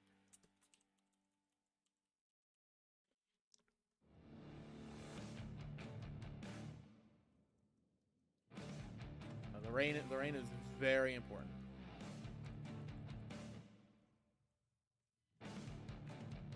Actually, I knew I forgot something. It was raining yesterday, but it's a pretty nice day today, actually. It's raining all day yesterday, though. I was actually contemplating drawing yesterday as opposed to playing Persona, but because of the rain, I'm like, I don't want to risk it, because I would hate if something happened. At least in Persona, it's like if something happens there or whatever, I just have to replay a bit of the game. I don't want my files to corrupt, though. Especially this commission. It's a hair around P4G, right? You can date multiple. You can date multiple.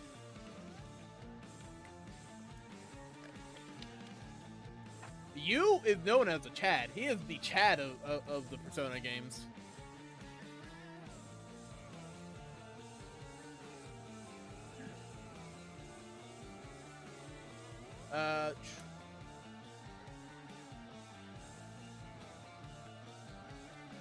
Here.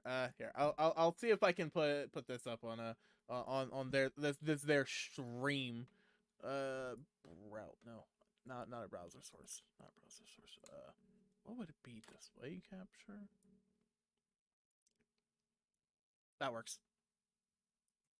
Okay, that works. Let's see if you guys. Let's see if we can hear it. We'll put it underneath. I love the Persona 4 anime so much. It's so good. It's so good. It's so good.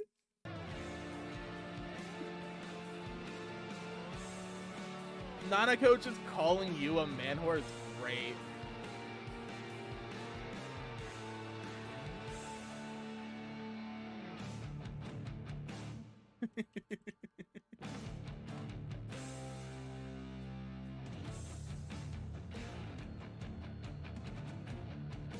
Shrink that just a little. There we go.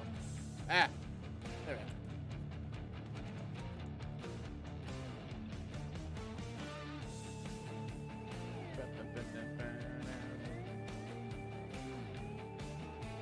But yeah, you is the biggest Chad to ever chat in the history of Chad. You know?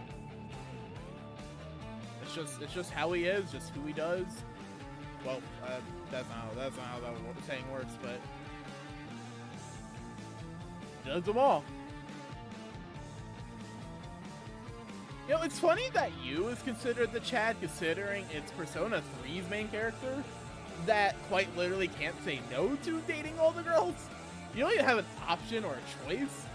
At least you has the choice of just being friends.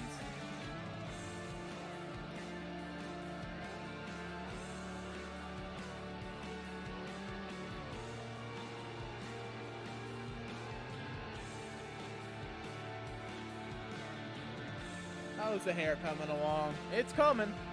It's along.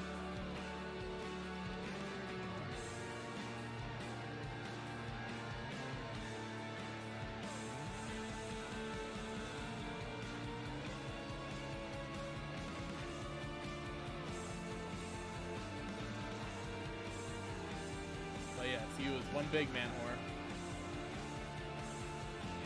Hey, put this sound good on my end. Maybe turn it down on stream a little too. There we go. I don't mind loud music, but when I need to talk, I don't want it overpowering the voice I personally hear, which, you know, it's my voice, because then I start yelling. And I don't want to be too loud in the real world, as opposed to being on stream, because if I'm too loud and people are trying to sleep or something, that's just inconsiderate, you know? Don't be too loud, guys. You know, people need to sleep. You gotta let them sleep. Being inconsiderate, it's not fun.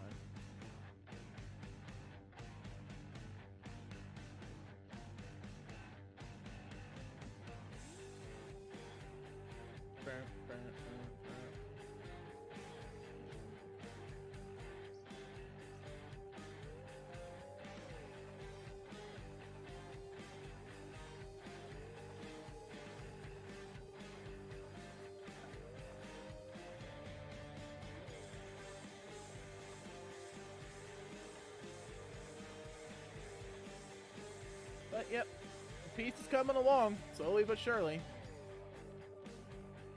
Just gotta keep grinding it until it gets done. Eventually. One day. Someday soon.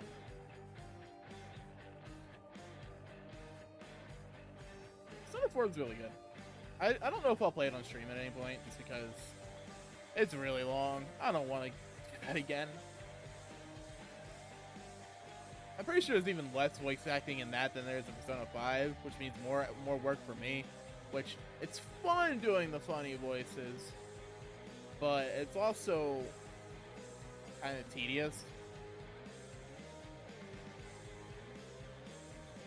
Especially since I'm not a voice actor, so I'm not very good at it.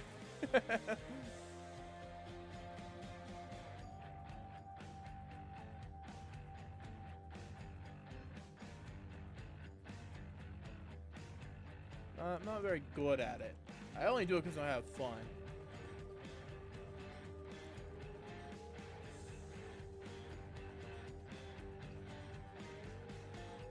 I feel like I wanted to stream P4G one day, but we did that one finish it first. Fair enough. I mean, playing it blind on stream could be fun too. It wouldn't be blind for me though. I'm looking forward to Persona 6 whenever that happens, because then that would be the first Persona game I'd actually like sit down and personally play blind. Get to actually fuck around and just play Persona. But I also have to avoid spoilers. This ship is sailing how far I am. Yeah, yeah.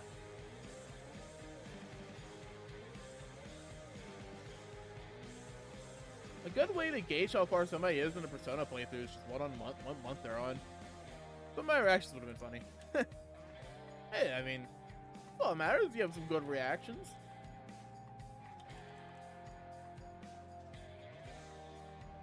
That's why people like watching others play horror games, because of the reactions. Whether they get scared or not. That's why there's so many like exaggerated fake reactions and stuff, because it's like, it's entertaining. Even if you're fully aware that it's fake, it can still be entertaining. I wasn't expecting Teddy's face. Hey, that's just Teddy. It's just Teddy being Teddy, you know? Don't judge. Don't judge Teddy. He tries his hardest. Yeah, Teddy is weird because a lot of people really do not like Teddy. They do not like Teddy. I like Teddy. I didn't mind him. I thought he would be annoying. He's not that annoying. He's a little annoying, but he's not that annoying. He's less annoying than Morgana is. And he doesn't have like a really shitty character arc that completely eclipses another character's character arc. Like Morgana does, which fucking annoyed the hell out of me. Obviously. It annoyed the hell out of everybody, because that was the worst part of the game. I have a lot of thoughts on Persona 5. But, you know what, I did an entire playthrough of it, voicing all of those thoughts that I can. I don't really have any more voices. I don't have any more thoughts to voice, so...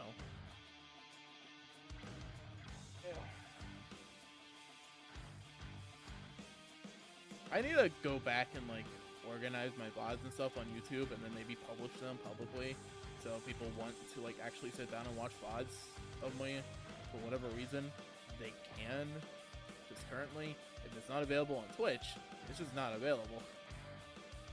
Which is fine, but I'd also feel bad, you know, because somebody missed a stream and they were gone for a couple weeks because they're busy or life just blew them a curveball or something. They want to go and watch, you know, keep up with the playthrough or something. Denying them that would kind of suck. I don't know of anything like that has happened, but it's possible. It's possible. It's not impossible. I got okie dokie. I got okie dokie. Fuck off, Metro.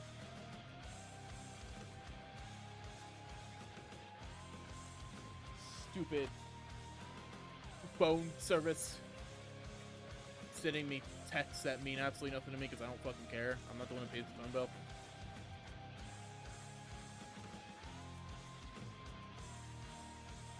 Yeah, my power went out the other day for some reason. I have no idea why. That really sucked. What it sucked even more was that my phone was only at like 40% charge, so I couldn't like really do anything. I have my Switch, right? But there's not a lot of games I like want to sit down and play on my Switch right now. Especially not handheld. So it's like, how it goes out. It's like, I have Puyo Puyo Tetris, and I play Tetris on it every now and then. You know, play a little bit of Tetris. Not very good. I'm not a very good Tetris player. But I do it for shits and or giggles and have fun. But I can't keep myself entertained with Tetris for hours. Maybe like 20 minutes.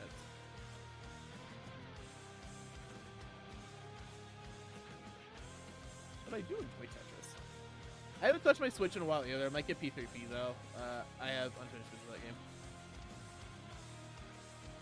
I never played Persona 3 Portable. I've only played Fest. I'm probably not going to get Portable. Maybe. I don't know. The one incentive to do it is the FemC route, but I don't know. I don't know.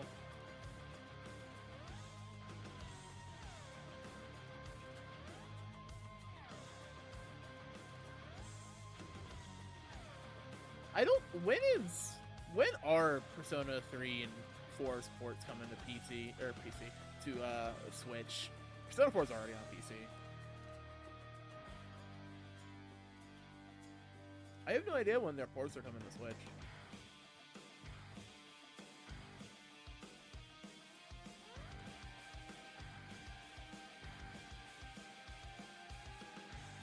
I guess it doesn't really matter that much. But yeah, when I played Persona 3, somebody made a mod for Fest on emulated Fest where you could actually control your party members. So yeah, I'm like, fucking bet, let's do it. I never want to play Persona 3 without being able to like actively control my party members. That would suck.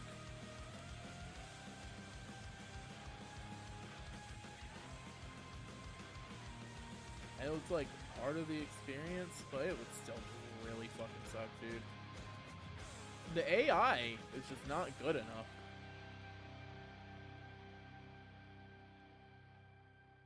Like, I may not be a great Persona player, but I'm better than the AI of the Persona games. I feel very good.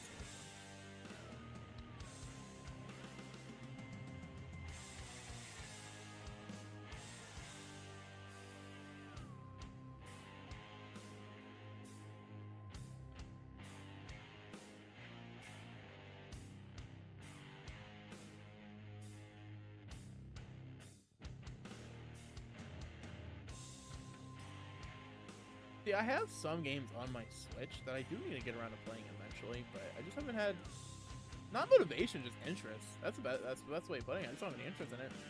But there's other things I'm doing that have nothing to do with my Switch. It's really funny considering I have the fucking tab store and everything.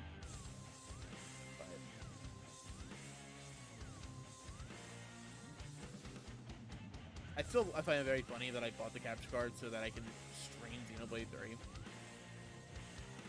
And then I did, and then I didn't enjoy streaming it, so I stopped streaming it. But when Tears of the Kingdom come out, that'll be fun.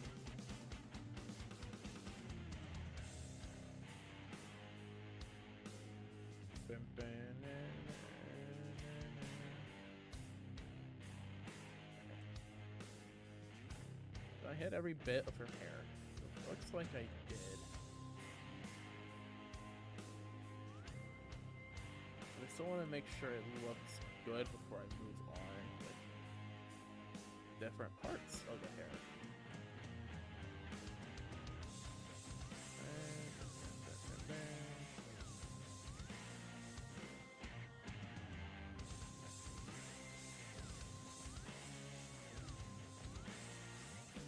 Yeah, my power going out the other day really sucked, but I'm glad it came on pretty soon. It came on an hour earlier than it said it would have. I still have no idea what actually happened because it wasn't storming or anything. Like if it was storming, that'd be kind of understandable, right? I assume maybe somebody like hit a pole, but if that's the case, that was a pretty fast response.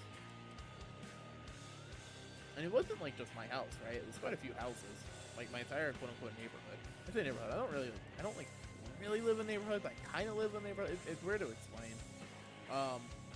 Pretty much every house was knocked out, and then down the street as well, from what I heard from my aunt. That was all knocked out too. I have no idea if the beach was knocked out though. No, I have no idea what that was.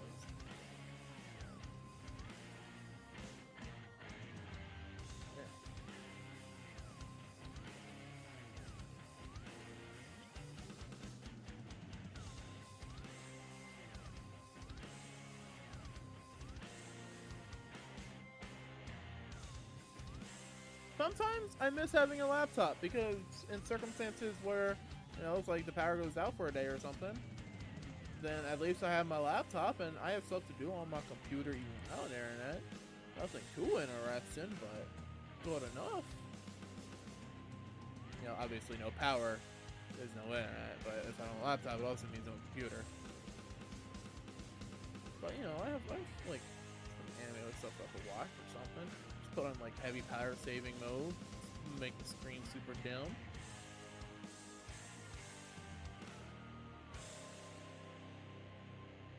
As long as speed has 2 hours of battery life, shouldn't be that bad.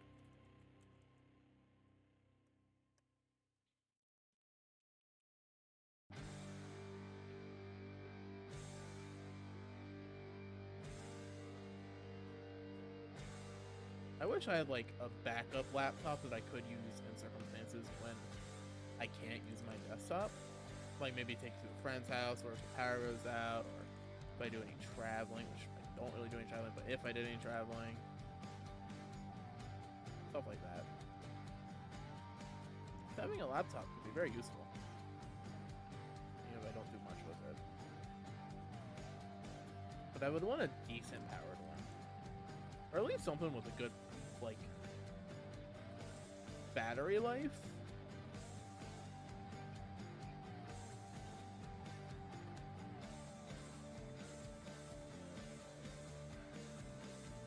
Oh.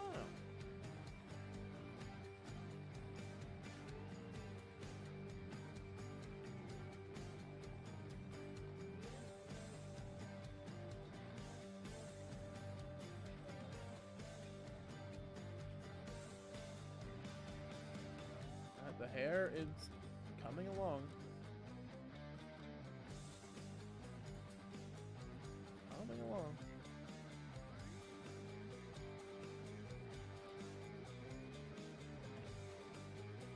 Alright, I think at this point I should move on and do highlights in there.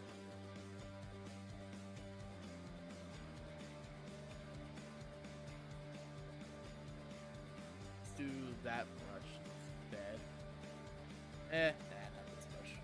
We'll go back to the previous one. Get some job done. Pretty good, pretty good, pretty good. Pretty dang well. Pretty dang well.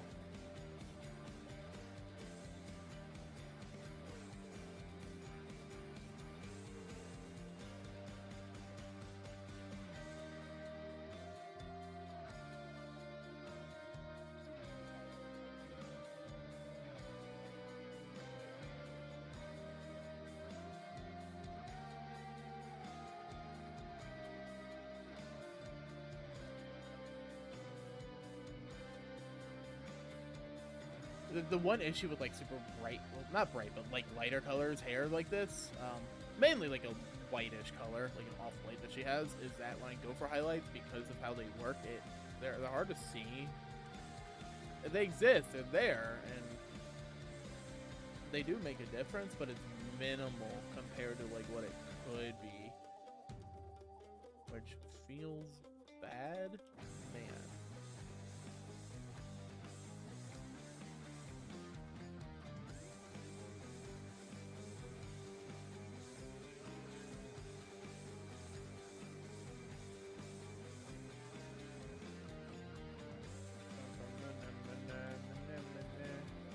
Okay. Yeah, see, like, it's very minimal. You can notice it. Zoom in a bit more. So you can notice it, but it's very minimal, marginal, due to the nature of how it works.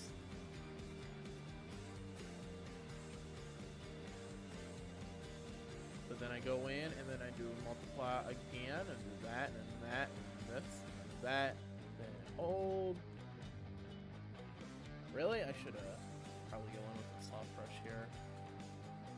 Super soft brush. There we go. Yeah, really diffuse it. Well, actually, I should look at reference to see like what color. Alright. I guess I'll desaturate it.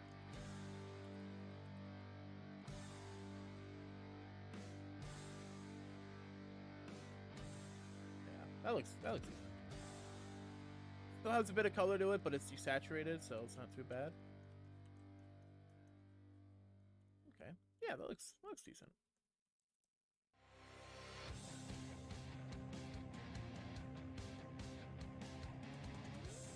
Then you do the soft round.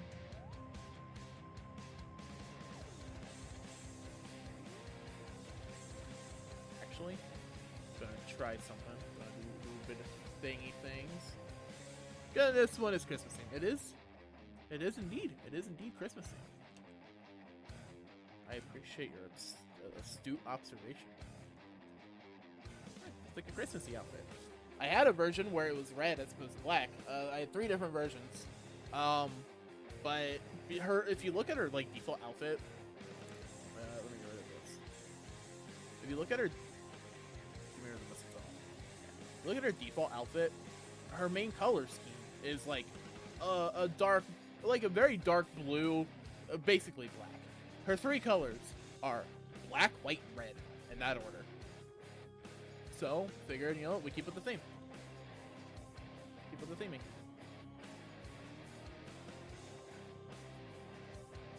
Where's the hair? Hair.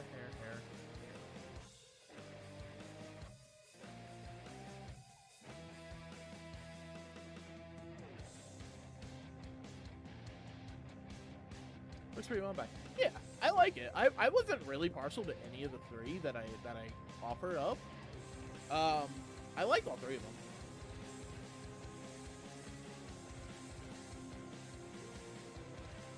I want to try something actually. Do that color, soft.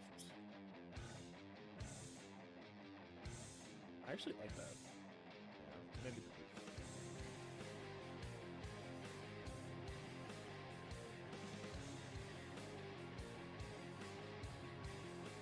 Do the dress with this like slightly lighter black color that's like more bluish. Because if you look, this is it's subtle. It's very subtle, but this is a slightly different color than this. It's very slight. This one's a little more blue purple, whereas this one's a bit more. Yeah, this one's a little more like reddish purple. This one's a bit more blue purple, and slightly darker. Like see difference. Yeah, it's very subtle. And then this is also like very like desaturated. Looks like it's red, but it's basically the same color as this. It's more noticeable when you compare up here to down here.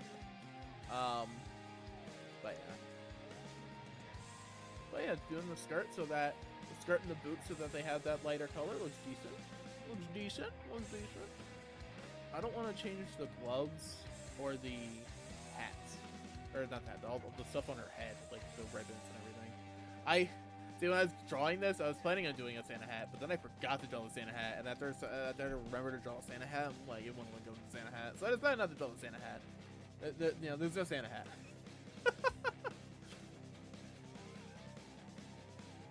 But now we gotta go back to doing the hair with colors.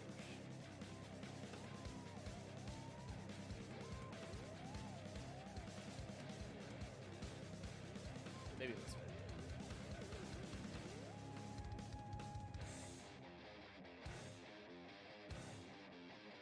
Yeah, it's working pretty good. I don't mind subtle differences, you know. Adds a little bit of variety, flavor, and taste.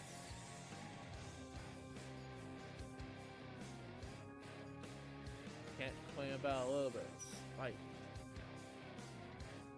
Big sweeping motions. Gotta add some more darkness over here. Darkness! Kingdom Hearts 5 minutes. Darkness! Darkness! Darkness! Darkness! Darkness! Darkness! Darkness! Light!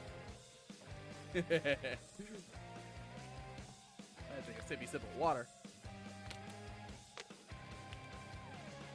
I don't know, my throat's kind of hurting today.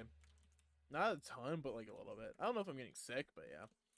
You know, one thing I hope is that I don't get COVID going into the New Year's again like I did last year. Because that really, really fucking sucked. Let me tell you. Getting COVID over going between Christmas and New Year's last year, not fun.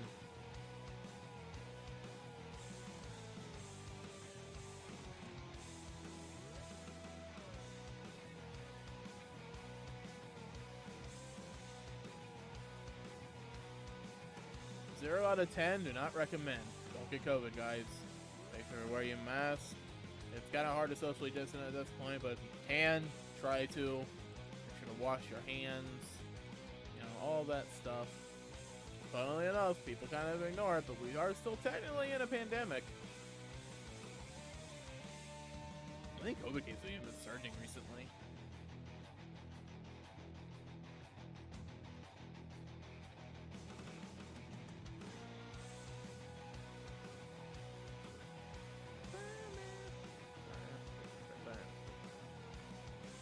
Getting COVID is already straight up not having a good time. Yeah. Yeah. I'm vaccinated, thankfully, but it's at a point where the vaccination really just helped make it not lethal, as opposed to make it not get it.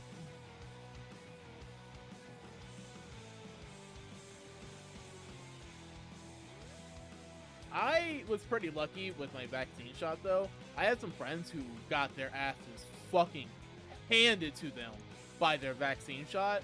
Me? No, not really. The only thing I had was arm hurty. My arm hurt. Just for, like, my arm hurt for a few days. That's about it. COVID kicked my ass. But yeah, the shot didn't. The shot was fine.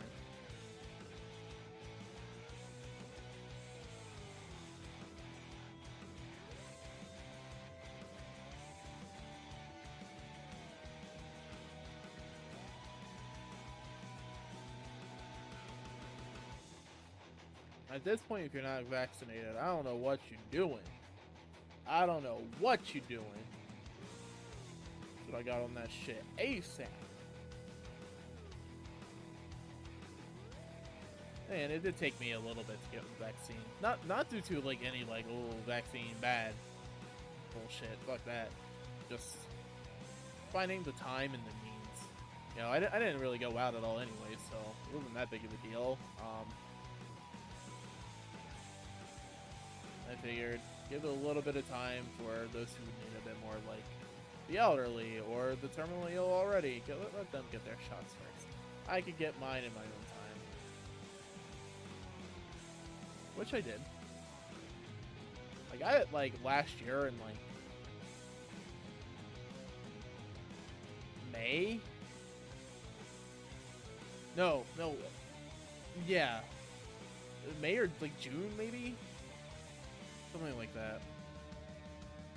Took me a bit longer than it probably should have, but I did get it in the end. Eventually. I just went to local grocery stores pharmacy.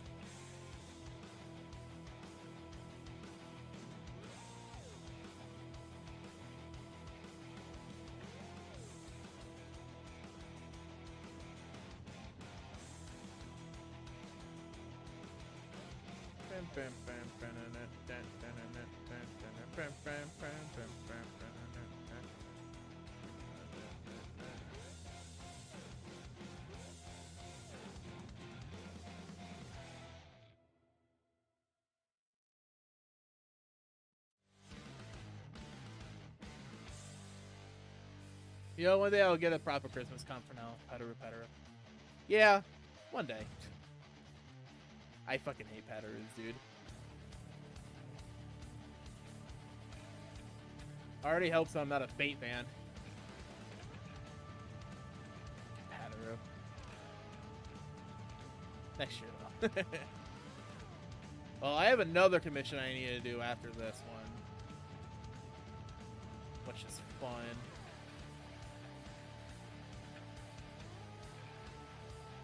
Not Christmas themed, thankfully. Well, I say thankfully, I don't really mind. It's just, this being Christmassy kind of puts a unspoken deadline on the piece because, you know, finishing a Christmas piece after Christmas, kind of silly. Kind of defeats the point. Right, I still have a few days. I still have, like, over a week. Plenty of time to finish this.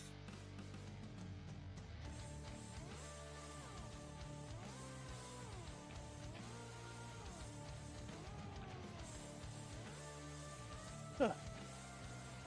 Yeah, I have no idea how long I'm going to be streaming for today, though. No idea. I mean, you're talking to the dude who orders Summer Theme Comics in October, November. Fair enough. But I mean, if you want to see an anime chick with big titties in a swimsuit, I don't blame you for wanting to see that year round. Christmas is very, very, very specific, you know?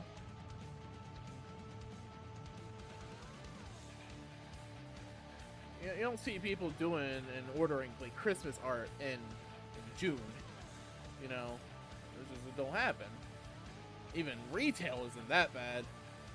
Like, you start getting Christmas shit in fucking like October, but not June.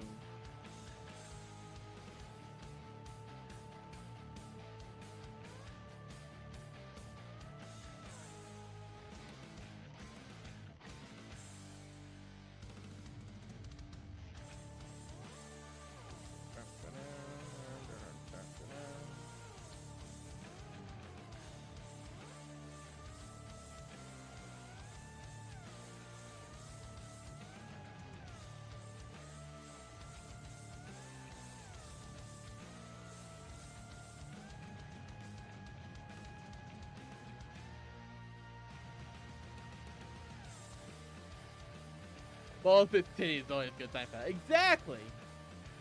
If you know if there's titties involved, I don't blame you.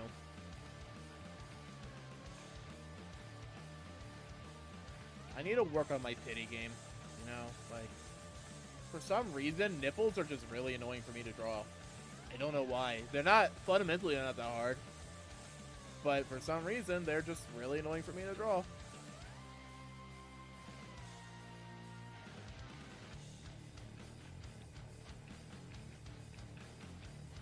I'm not allowed to show any not safe for work art over here on Witch.Tuvalu. But, you know.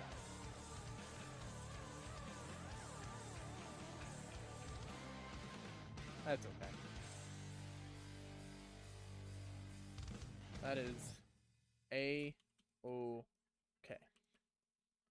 I don't even necessarily need to. Oh, is the music over? Oh, the music's over. Okay, well, we need to find something else to listen to now.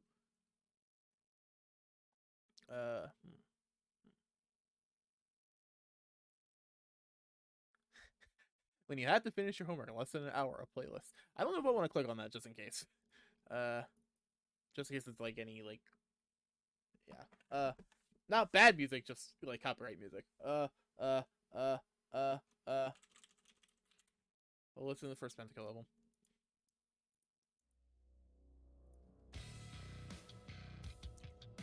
Let's keep the vibes going.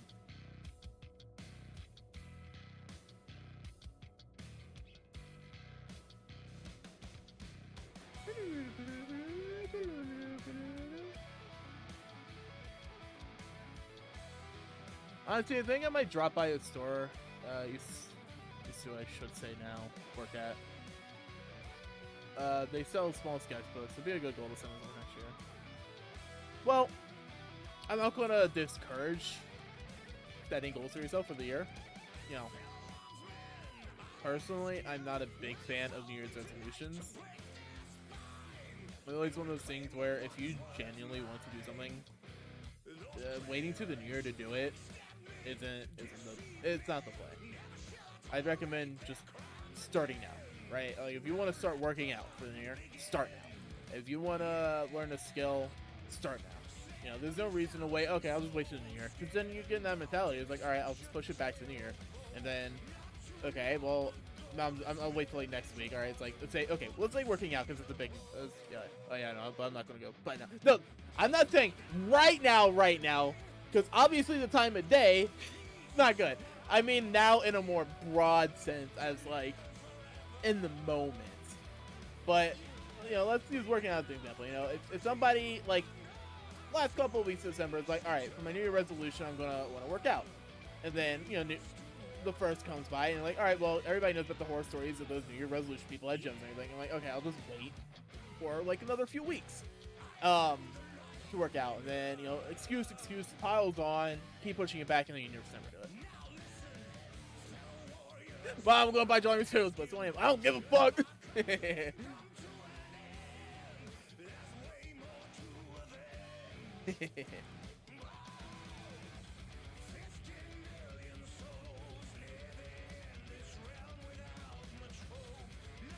Yeah, we don't actually have 24-hour stores here. In my like general area, it's not allowed in my county. I don't know why. It's not really a New Year resolution. We're like, oh yeah, there's that one. Yeah, that's fair. That's fair. Listen, I'm not going to discourage you from doing it. Like, if you want to sit down and like learn how to draw, hell yeah, go for it, dude. More power to you. I don't blame anybody for wanting to do something like that. You know, pursue a new skill, or getting some form of artistic hobby. Even if it's not necessarily drawing, even if it's like writing or photography, or sculpting or whatever, making music. I feel like it's a good thing for everybody to have some form of like artistic hobby in some way, shape, or form. It's because it's interesting, it allows you to express yourself in some way. It's fun. You might find something you're really good at if you try, or something you really enjoy. And it doesn't matter how good or bad someone's art is, I will never disparage somebody who's legitimately trying to like get good at it. You know, if somebody's legitimately trying to get good and improve at their art, I will never disparage them. Will I critique? Probably not, because I can be kind of an asshole when it comes to critiquing art, because I can point out so many like small nitty-gritty things that if it's somebody who's like brand new to drawing, I feel like a complete dick, because I'm like, okay, here's this list of like 1,000 things that is quote-unquote wrong with this piece, and I don't want to be that guy. What application are you using? Clip Studio Paint. I am using Clip Studio Paint Pro. I very highly recommend it. It is a good program. They're making some decisions soon that I don't necessarily agree with, but hey, you know what? I'm still going to keep using it because I paid for it a long time ago, like $20. My license still works, and there's a lot of features and stuff that I really like, and I've gotten used to it. I used to use Photoshop for a very long time, though. I have over a decade of experience with Photoshop, but Adobe sucks. Remember, guys, it's morally correct to pirate Adobe software.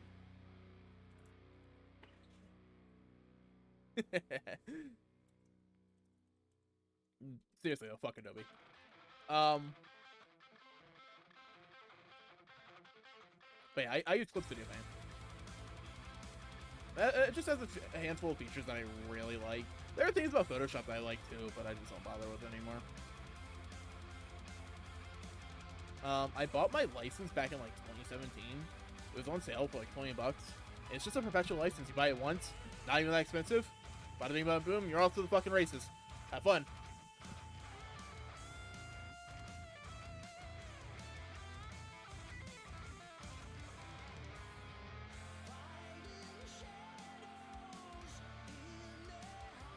I don't really have any recommendations for like free programs. Yeah, no problem. Clip Studio has sales pretty regularly. It's not free. It's never free, but it goes on sale pretty regularly. You can get a perpetual license for like literally like $20-25, something like that.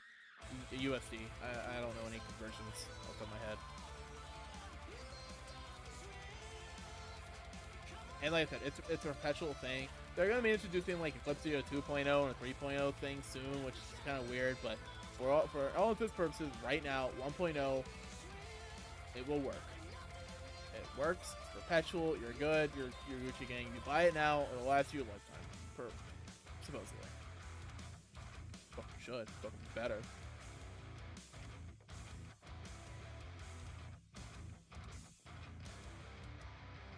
But yeah, I don't have any recommendations on free programs because I don't use any free art programs. You know, I used Photoshop for a very long time, and I paid for it legitimately too. I didn't even pirate it. I paid for it. And then now I just use Clip. I heard Crit is good. I think that's free. I heard Fire Out Pack is pretty good. I think if you have Apple, or like an Apple thing, I think it has Procreate. I think that's free. I know there's a lot of people who use that. That's pretty good. Can you see if I can't find it? What, Clip Studio? Yeah, I can send a link.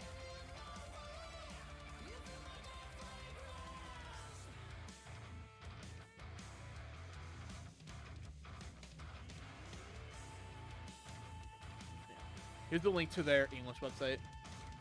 Go to buy now. Let's look at it. Okay, it's not on sale right now, but since it is the holidays, I recommend waiting. Like, go follow them on Twitter and wait like a week or two. There's a very good chance it will go on sale for like $25. The pro license. Don't worry about EX. I don't bother with it. Oh, I know a lot of people don't bother with it. With it. I know a lot of people don't bother with it because what it offers is very niche and limited compared to Pro.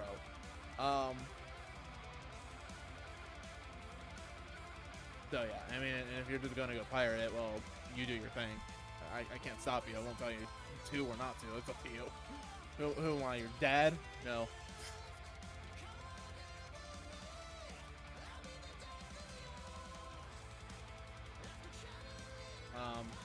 So yeah. Clip Studio, it's what I use. It's pretty good. Has some features that I really like. One thing I really like is it has like 3D models that you can import and use as like poses and stuff. Like, here, I'll do just that and show as an example a 3D model that you can import to use as a pose reference. We'll do this one. Very basic. Oh, put it up there. See, you just import a model. You can fuck around with it. You can move it. You do your thing. Beep boop beep boop. Yeah, you do your thing. Use it as a reference. Draw over it. Use it as a model, like legit model. Good old. You can do a little sketch. You know. You do a little sketch. Yeah. That's great. Yeah, I use those a lot. They're very useful.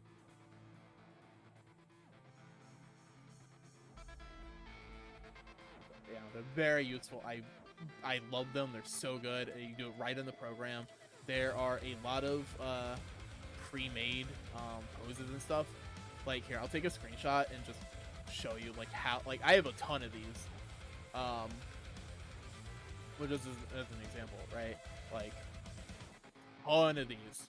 Just a bunch of different models, or not models, but a bunch of different poses and stuff. And then I almost never just drag and drop these and use them one for one. I will put them in and maybe adjust them slightly, or maybe change camera angle or something. And you can also change the body, like, proportions.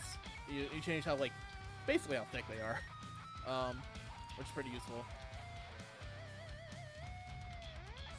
Now, they're not an end-all be-all. They're not perfect, but they are useful. They're very useful. There's also vector layers, which are their own thing. So my line art is on a vector layer, right? So let's say I do a square, right? I draw a square, right? But you see how there's all these like lines out here that are really shit, you know? Going in, manually erasing them, like, all right, that's cool, that's fine. The $50 is one-time purchase per, right? Yes, one-time purchase, perpetual license. You buy it, it's yours. You're good. You only have to pay it once. Like I said, I bought mine in 2017, and I've been good with it since. But I do recommend just waiting, like, 1 or 2 more weeks. Like, just wait, like, 1 or 2 more weeks. Go follow them on Twitter so you get an update or something, because they go on sale very regularly, especially around the holidays, and it's always like half off or more. Got it, thanks. Been looking for something to draw on. Yeah, no problem. I get if you're impatient, it might suck, but like, there's no point in spending $50 out if in 2 weeks you can buy it for 25. You know, I would hate to not point that out to somebody and make them spend more money than they would otherwise. Anyways, back to vector layers. See how this has like a bunch of shitty lines on the side, like I draw a square, and sure, I can erase them manually, or I'll extend this so you can kind of see it. Go over here, there is an eraser called vector eraser. You can see it. All right, click the vector eraser. I have a thing bound. I have a thing bound where if I hold shift while I use an eraser, it'll automatically swap to my vector eraser. But you go to the vector eraser, boom, instantly, just like that, instantly gets rid of the line. You do it for all of these, just like that, instantly cleans it up. It is a fucking godsend for doing line art, you know.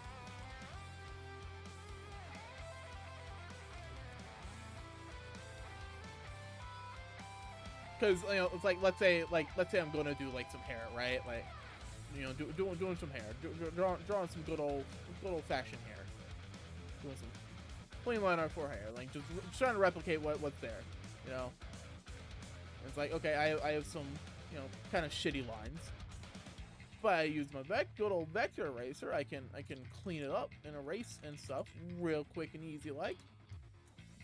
Good shit.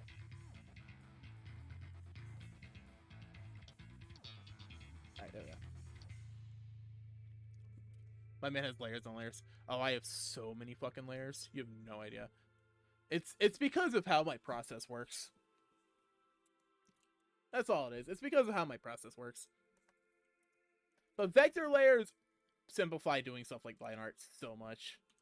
You can find like 1.5 billion different videos on it. Oh, good. The more the better. A bit.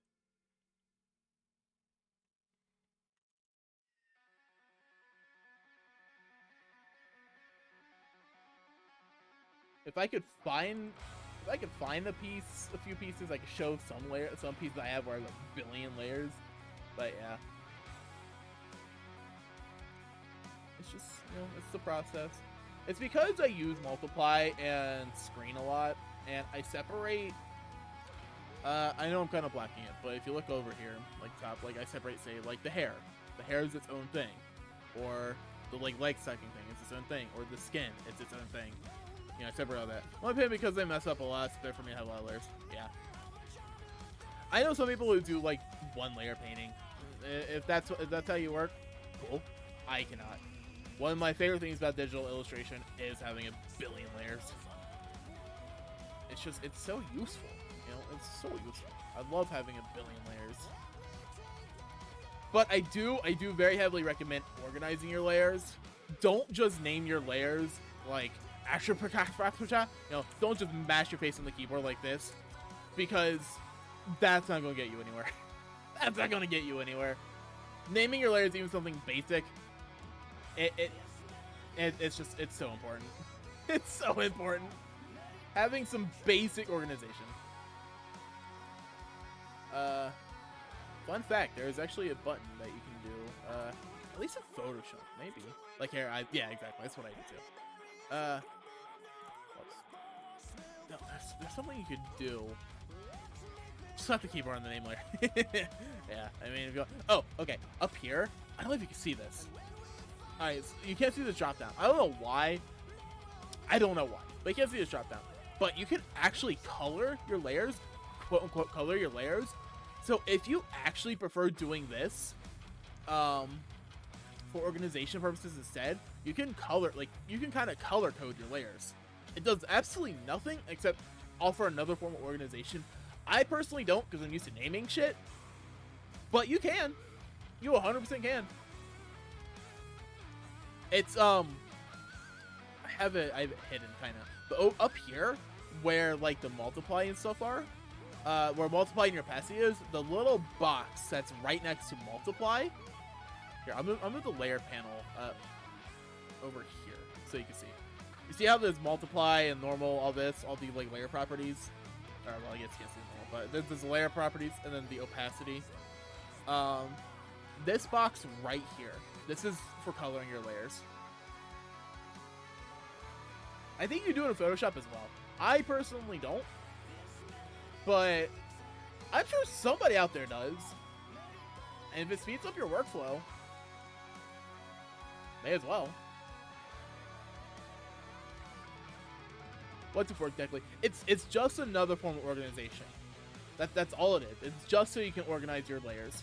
So, you know, I personally name my layers, right? You know, I name the hair. I name the clothes, etc., etc. But if you don't want to go out of your way to like type or name or anything, or like let's say you don't really have access to a keyboard or whatever, you can color instead and make it, you know, just another way of organizing. Because, you know, there's some people who don't have necessarily access to a keyboard. They'll use like another tool or something that they have access to their key bindings, you know, like saving or Control Z or stuff like that.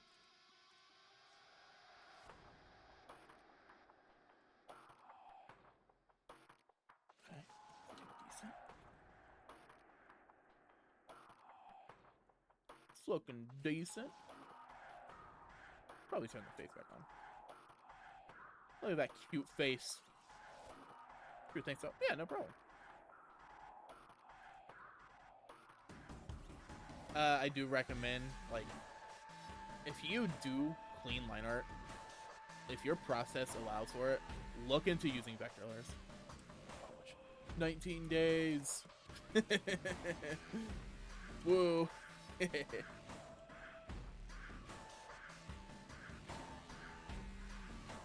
Wait, 19 days. Don't you reset your followage?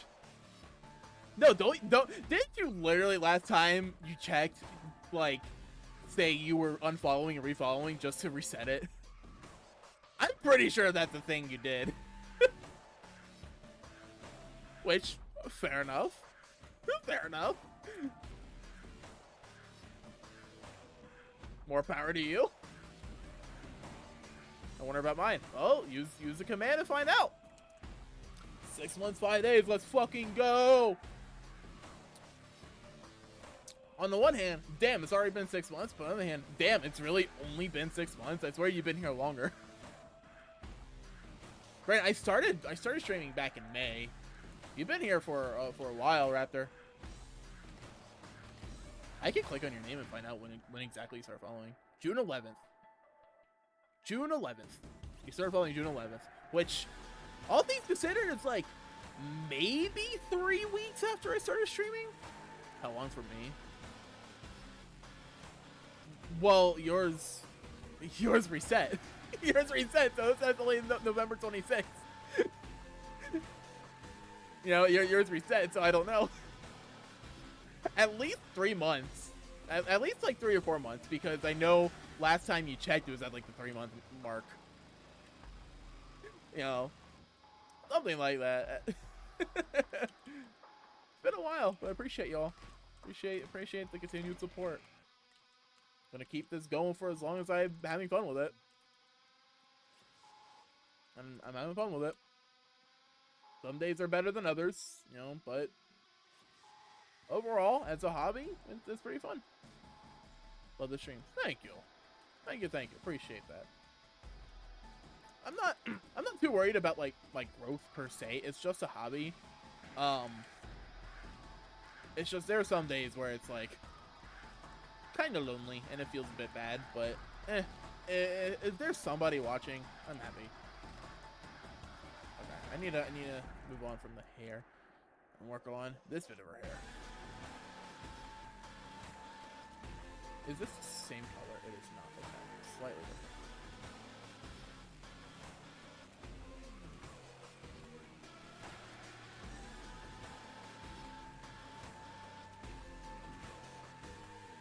Yeah, I wear my emotions on my sleeve, including my anger and frustration at times. Which, yeah, that's nice that you got this. Thank you. I mean, shit, I'm glad I'm where I'm at already.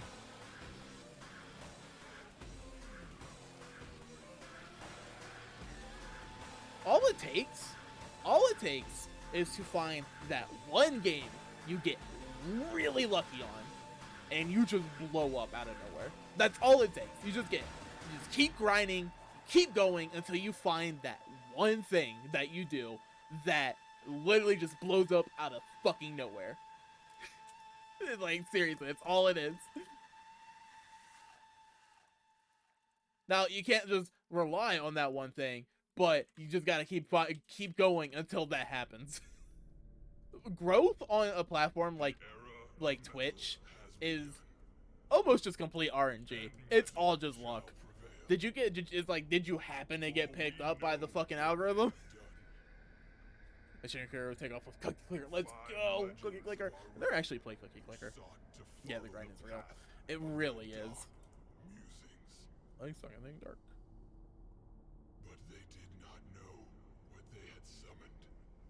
Skin and stuff. To these creatures, there is but one thing left to do. The red. We gotta go into the red. Yay. Metal. Cookie Clicker streams. Let's go. Yeah, I've never played Cookie Clicker. Oh, okay, that's not entirely true, I think. Oh shit. There we go. I have like loaded up the site a couple of times. You would falter when you die. Is there tail? Nope. That was different color. Or not different color, but different.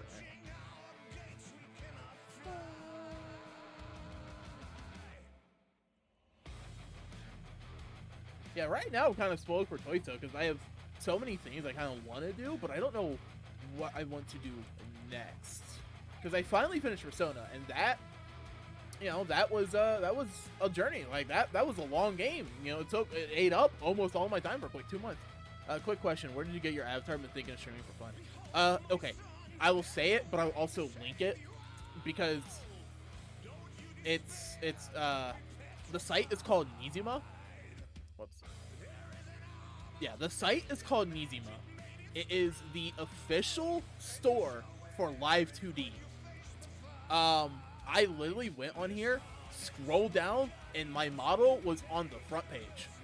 Like straight up, it was on the front page. I'm like, this is really cute. I want it. Went in and bought it.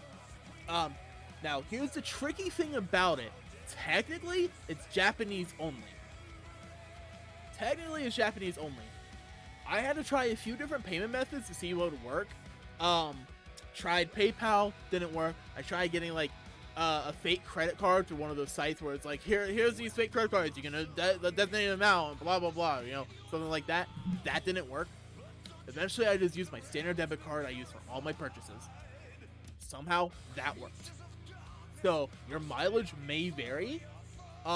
Just try a few different things to see if they work. It worked for me. It just converted the yen to USD because, you know, I'm American. I don't know where everybody else is, but I'm American. USD. It converted yen USD for me. My model in particular was only 2,000 yen, but it's one of those models that multiple people can use. From my experience, from what I've seen, the only people that use it are Japanese, which makes sense. But the only people I've seen use this model are Japanese. So unless you also browse Japanese indies, like small Japanese indies, you probably won't find somebody else using this model unless you also go out of your way to buy it. Cool. Sure, I don't care. But yeah, it was cheap. It's only a half body though. Oh no, I have no legs. But it has multiple different hairstyles.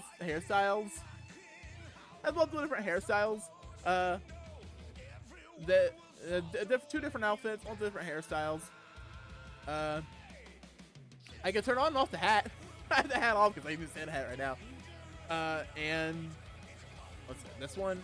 So I have this bound to several different things. You can change the color slightly. It goes from like this like greenish yellowish white to more silver. You can get rid of the bangs in the front and also the like shot face, but I don't really do the reaction face at all, so I just don't worry about it. I like the bangs in the front, like the side hair swoopies. You know, I like those, so I don't hide them. So I have all those bound. That's just a button I don't press often. But yeah, there's some concessions with it, but overall I really like this model. So yeah. But anyways, that's the site I bought it on. You can find quite a few models, a lot of pre-made models. The cheaper ones tend to be the kind of things where multiple people can use them. So if you want to be wholly unique, that's not an option. But if you don't care that much, if you don't care that much, it's a great way of getting a decent cheap model. Like, I feel like the rigging on my model, maybe not the best, but it's good enough, gets the job done, it's cute. The artists, who did the model, like, they're a nice person. I talked to them a couple of times, they're a nice person. They do good art, good work. They did the rigging and the model itself, so fucking more power to them. But yeah, you get models like that, or you get ones that are slightly more expensive, still cheap in the grand scheme of things from a VTubing perspective, but if you're really just starting out and you're just looking for something really cheap, it may be not the best option, but an option all the same. Models that only you can use, but they're already pre-made, they're already done, already rigged and everything. But only you can use them. Those are the kind of things you probably have to get a bit lucky on to find, though, because if it's first come first serve, there's other people that use the site. So yeah, but that's where I got the model from. I recommend looking around, just finding something. I got really lucky with this one because I'm like, I was literally looking on the front page, I saw this, I'm like, this is really cute, I want it, and then I got it. A little bit of effort actually finalizing the purchase, but that's okay. That's okay. I don't mind. Got it in the anyways. If I had more money, I'd probably buy a couple more models just to fuck around with, have fun with. Because, why not? But overall, I like this model. I think it's cute. Gets the job done. The one thing I don't like about it is there's some people's models where they can bend, like, really bend. I can't. I kind of just vibe. I don't know if that's a rigging thing. I don't know if that's a model thing. I don't know if that's a thing on my end through VTube Studio. I don't fucking know. But yeah.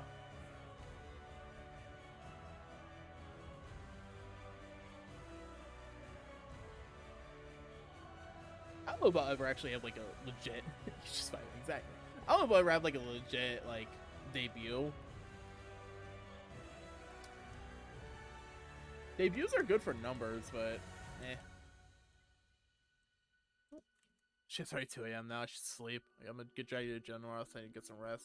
Showing fun as always. Alright, thanks for stopping by. Good luck at the gym, my friend. Hope it goes well. Don't skip leg day. Don't skip leg day. Yeah, hope it goes well. Thanks for stopping by. Please get some sleep. Get all the sleep that you need. I will see you later. I'll probably stream again tomorrow. Don't know what time. Don't know what I'm doing, but I'll do it. Don't test me. I'll fucking do it. I never skip it. Anyway, see you next time. Alright, see you later. That album's done. On to the next one. On to the next one.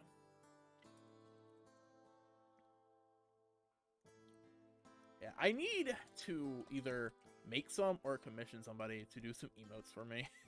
I just don't have the money, man. I just don't have a lot of money. I have some money, but not a lot of money. It's kind of... I'm scared about tax season, y'all. I'm fucking scared. Tax season's fucking scaring me, y'all. It's coming up, and I'm fucking scared. I'm fucking spooked.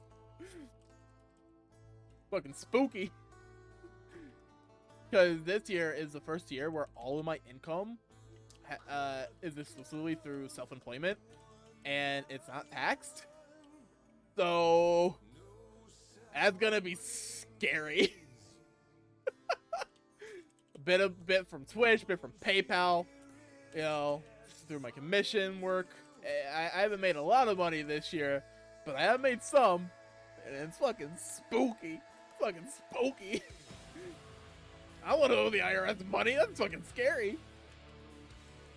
Money go burn, things go bye-bye. Exactly. See, normally the jobs I work like work like retail and stuff, and I get a return, right? I get a tax return. This next tax season will be the first year where that's not actually the case for me. I'll actually owe money, and that's gonna suck. You know, I don't want to owe money. That's gonna suck. Honestly, it wouldn't even be an issue if I knew how much I owed. But I won't know. And, you know, I got other bills and stuff to pay as well, you know. I've been floating. I've been keeping my head above water, but I might need to go find another job again sometime soonish. Which, if that's the case, it means I can't stream as much. Probably, maybe, we'll see.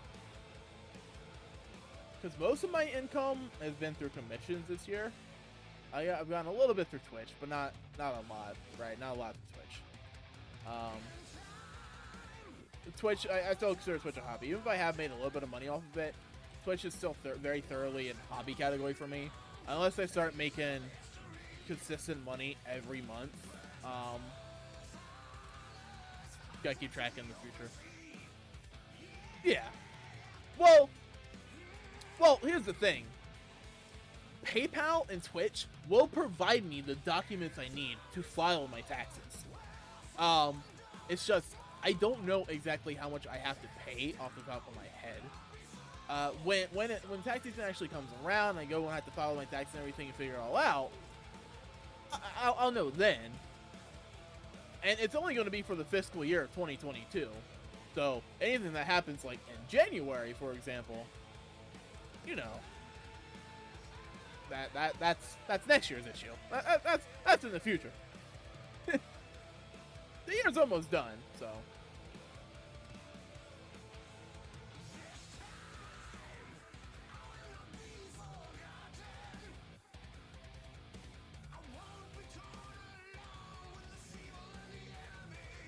I'll figure things out. I always do. Somehow. Figure it out.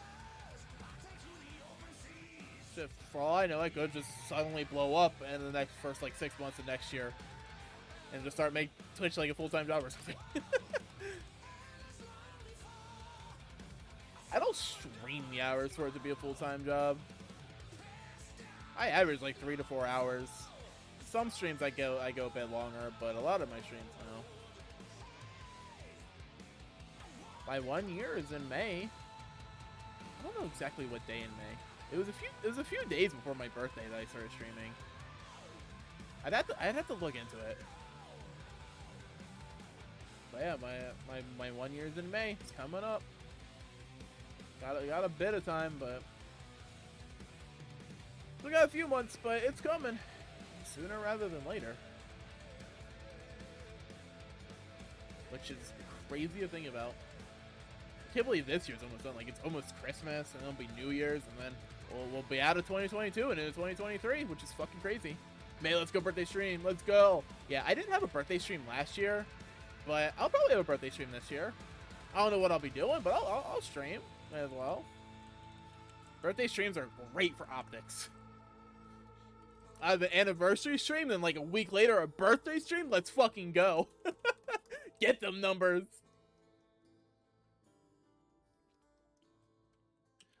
All right, so not to ruin the immersion, but here's Hello, motherfucker. hello. But not to ruin the immersion, but if you watch any like corporate VTubers, their actual birthday is not the birthday that they use on their model or whatever. Like, sorry to ruin the immersion a bit, but yeah. There's nothing wrong with celebrating their like character birthday, but yeah. I had to break the immersion, but it is what it is. But it is great for like numbers, right? You know how much fucking money they make on their birthdays or anniversaries? Oh my god. I'm not expecting that from me. I don't care that much on my end, but yeah. It's just fun to think about. Yeah, I don't know if I'll have a birthday stream. I probably will. I don't ever do anything on my birthday. Last year was decent. I don't know what I did for my birthday last year. This year, they'll actually say they're extra birthdays. Yeah. Yeah. You can, for some of them, you can figure it out. You can find out. But yeah. I 100% get why they use a fake birthday. Personally, I do not, and I don't care about it. It feels kind of just not scummy. It just feels weird. It would feel weird to me personally getting excited about a birthday that isn't my actual birthday. You know? Like, my birthday is May 22nd. That is my legit birthday. It's not me lying about it or anything. That is my birthday. Put it on the calendar if you want. I don't fucking care. But, you know, let's say I pretended my birthday was like August 4th. Getting excited about the date August 4th would feel really weird to me on an actual personal level because that date has no relevance to me at all. I could say it's my birthday, but I know personally that it's not. And getting excited about it would just feel fucking weird.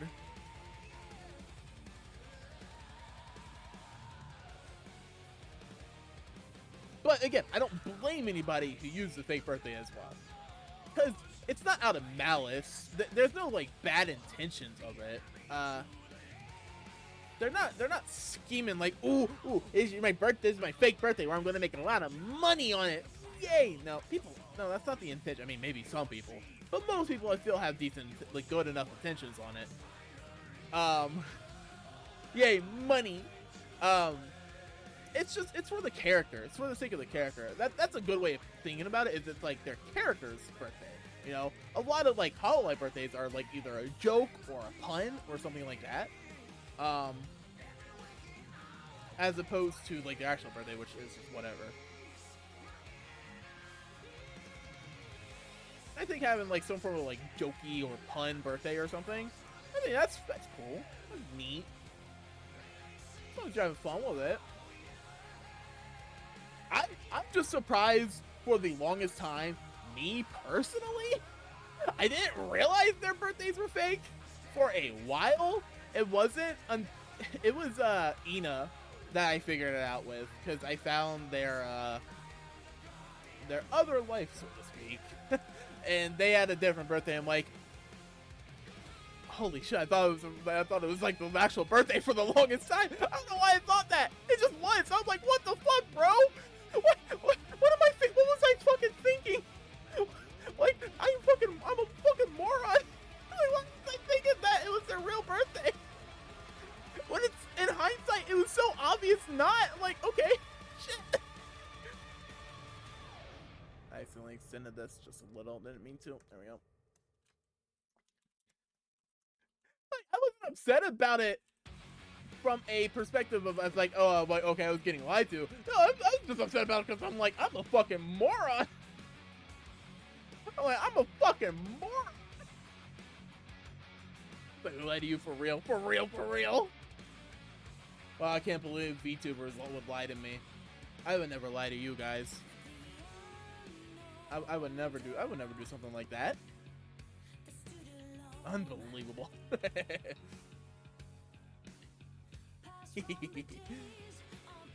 Shame. Shame on your family. Shame on your cow.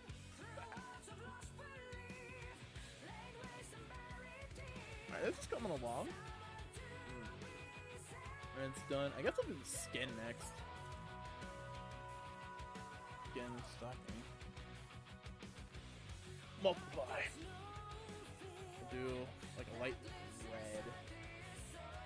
I might just do a soft brush for it because I don't really like that color. Oops. I don't. Maybe saturate it. Saturate it and make it a little lighter. Maybe? I think I could work with this. I think I could work with this.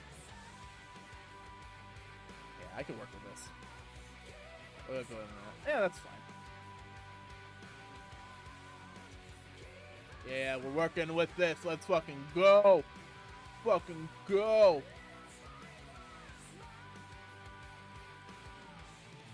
Yeah, skin's like the one thing. Skin and the eyes are like the two things where I don't like use my normal technique for. Just because it doesn't work out nearly as well, I feel. Using just like a soft brush or doing my own thing. What character drawing or is it your unique character? It's a VTuber. Her name is Remilia. Remilia Nephys. I am unfamiliar with her personally. I do not know her. I don't watch her content or anything. This is a commission. But if you're curious, this is her Twitter. So, have at it. I guess. That is her Twitter. So yeah. I don't watch her at all. So proceed at your own caution or risk or whatever. I can't recommend her because I won't like not recommend her, but I can't personally recommend her because I don't watch her. So yeah. But hey, if you want to do a VTuber, might tickle your fancy. I shall be back. Fair enough. Have fun.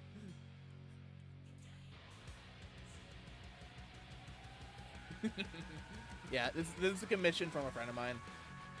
I was genuinely surprised that that he didn't commission Pippa.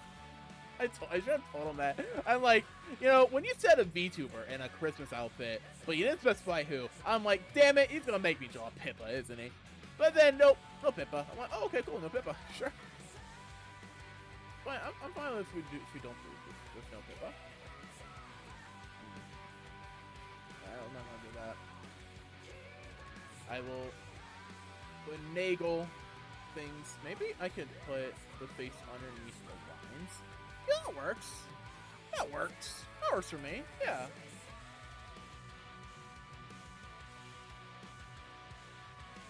Yeah, I surprisingly don't watch like a ton of VTubers.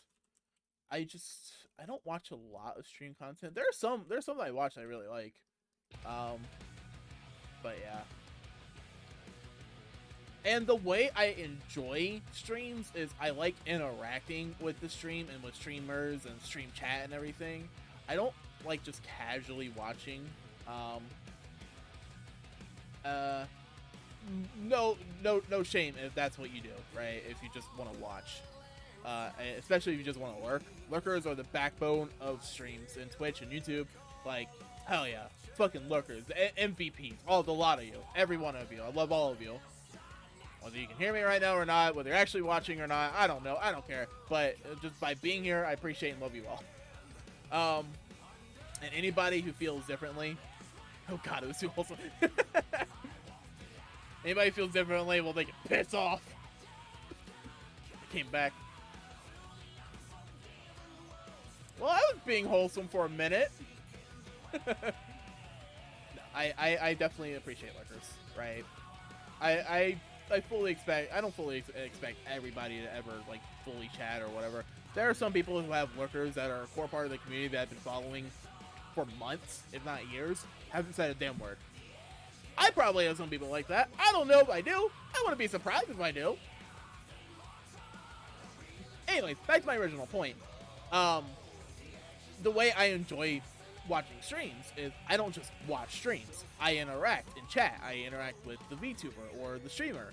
I partake in their community. That's how I personally enjoy streams. And watching bigger streams, I am one of those. Yeah, that's fair. No, that's perfectly fine. But yeah, watching bigger streams. Somebody who has a large following count, like active followers of hundreds of thousands. They have active viewers of like 1,000 plus, several hundred plus. Their chat's going a million miles a second. I can't personally partake in stuff like that because it goes against how I personally enjoy streams. Even if that person in particular, nobody, no one streamer in particular, just as a broad thing, even if they are entertaining and, they do good content, it's just not how I personally enjoy streams. So I don't. Maybe I'll watch clips or something if it's like a VTuber. But yeah.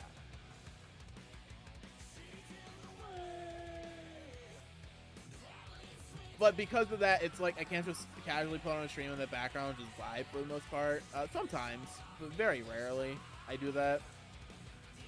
And it's hard to find a streamer you vibe with that you can chat with and hang out with and kind of just be friends with. Yeah, I like to interact with the streamer, talk to them a lot of the time. Yeah, it's fun. And I can say, as a streamer, it's fun when people are in my chat interacting and everything. I will never harp on a lurker to go past being a lurker if they don't want to. If they want to just sit in chat, vibe, put on a second monitor or in the background or something and just listen, more power to them. I will never say don't do that. But that's not who I am.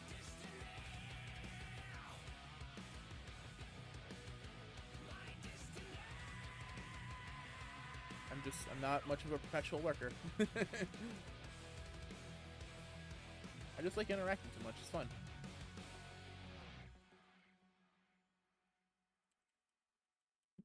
I mean, part of the reason I started streaming is because I thought it'd be a fun way to make some friends, meet new people and stuff. I like meeting new people, making friends, building a community, being a part of a community. I don't have very many followers, so I don't have much of a community myself yet. But it'll get there. It'll get there eventually. Hopefully, probably, maybe. I'm a believer. Not gonna get anywhere if I'm not a believer. So fuck it, I'm a believer. We'll get there. 1,000,000 subs by the end of the year. Let's fucking go. Not even followers, subs. Literally 1,000,000 subs by the end of the year. Let's fucking go. Chicago's the main source, but KP, let's go. What's up? No, you're the best and you're amazing. You deserve the best. Hi, KP. I love you. You're the best. I hope you're doing well today. Does anybody on Twitch even have 1,000,000 subs? Probably somebody. But yeah, I hope you're doing well tonight, KP. Hope you're doing good. I'm gonna go get more stuff. I'm good. I'm just vibing, working on a commission, just chatting away as one does. I'm glad to hear you're doing good. Thank you before I say it. Thank you. I'm trying. It's worth that so far. I'm trying. It's a work in progress, but it's getting there. He has more skin than I thought. So that's a process in of itself.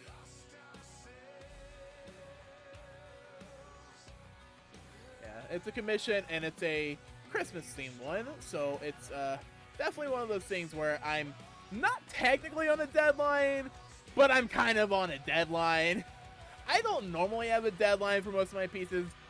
Most people are like, yeah, I'm fine with it, whatever. I don't like making people wait. I mean, hell, you've commissioned me before. You know I don't like making people wait. I like getting the artwork done as soon as I possibly can, just because making somebody wait months for a piece is just won't say bullshit, but it feels bad, you know? I don't like making people say, I don't like making people wait. I want to say it's crunch time. I feel like if this was like, sure, you were taking fast. I'm actually very slow. I'm just stubborn. I'm very slow with my artwork. I just managed to actually sit down and work on my, like, when I get a commission, that is priority number one. That is the goal. That is the focus. I may not work on it every waking moment of every day, but that is number one priority in my head. And until those are done, they're always on my mind. That is like, I need to get this done. I need to get it finished because I don't want to make my clients wait. And I obviously send regular updates and everything. Be like, all right, if there's anything you want changed, let me know. Or if there's anything, you know, if you like the progress, you know, here's an update so you know I'm not dead and I am working on it, even though it's taking a little bit. Stuff like that.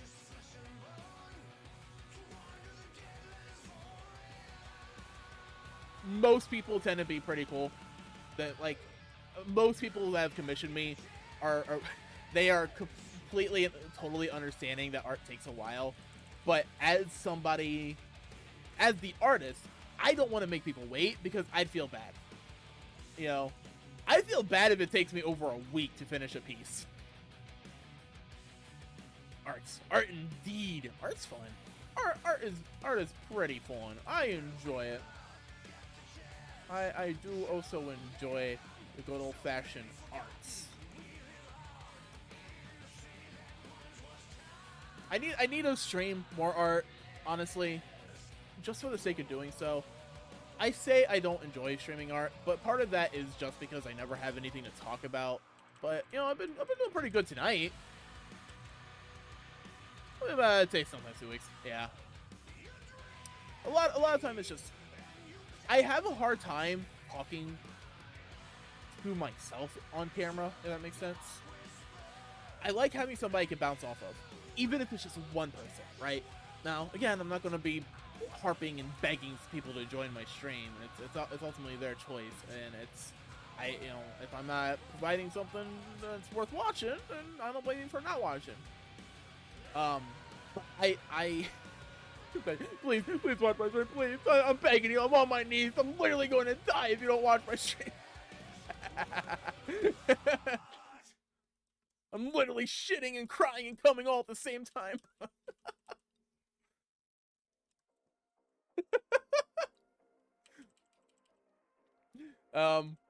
But no. I I feel like I bounce off of people better. Having a topic of converse is fun. But bouncing off somebody is like what I feel like is what I'm better at, as opposed to just silently talking to myself to an empty room. It's funny because I'm not afraid to admit it. I talk to myself in real life. I have full-on fucking conversations with myself. So I don't know why I can't translate that into an actual skill on stream. But yeah. A lot of the times when I'm streaming art, I've said it a billion times, but I am very firmly of the opinion, especially after doing it myself, that art streams are just chatting streams with something to watch. That is what they are. And some people are very, very, very good at just chatting. I am not. I am not one of those people. That is not where my strengths lie. And I'm perfectly okay with that. I'm trying to get better, you know, and it's one of those things that you can't, it's a skill, and you get better with it with time, but at the moment, it is not one of my strengths. And because of that, if it's kind of a dead chat, I'm just kind of sitting here with nothing to actually really talk about, and it's hard. I have to find something to talk about, and sometimes I just don't have anything to talk about. Or the things I do have to talk about, like if somebody's watching and they're lurking or whatever, I'm not going to force people to chat. If somebody's around and they're lurking, and I start talking about something that they have zero interest in, or zero idea what I'm talking about, it's like kind of off-putting, because it's like, well, what's the point? I want to talk about something like have a conversation, even if it's a conversation with just myself, theoretical second person. I still, you know, want a conversation. I don't know, but that's part of the reason why I don't like streaming art that much, is because it is just a just chatting, fundamentally, and I'm not good at just chatting, at least at the moment. I feel like if I do start building up more of a following and more of a viewer base, it'll get easier in time because they're going to have more conversations with people. The more people that are there, the more people that you can talk with. Well, something that helped me was writing stuff down to bring up because I forget what happened in my day so fast. That's fair. That's true. That could help. I don't really have much of a day. I don't do much of my life. I'm being honest.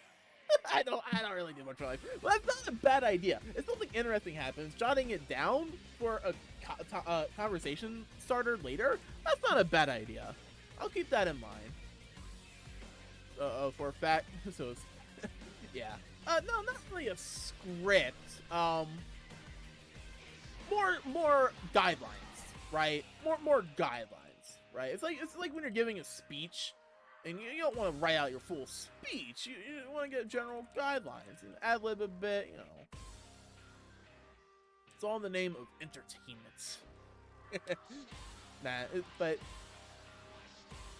I mean, to get a little serious, fundamentally, if you're not being entertaining as a streamer to some degree, and what somebody considers entertaining, you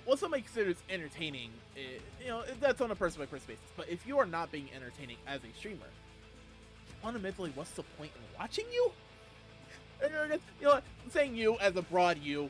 That's I'll retract that. Me personally, if I am not being entertaining in some way, shape, or form, or interacting or something, what is the point in watching me? You know, I assume there are a bunch of people who are just sitting there streaming in dead silence. You know, they have a mic, they can talk, they can try to express themselves, but they're just sitting there in dead silence. At that point, what's the point?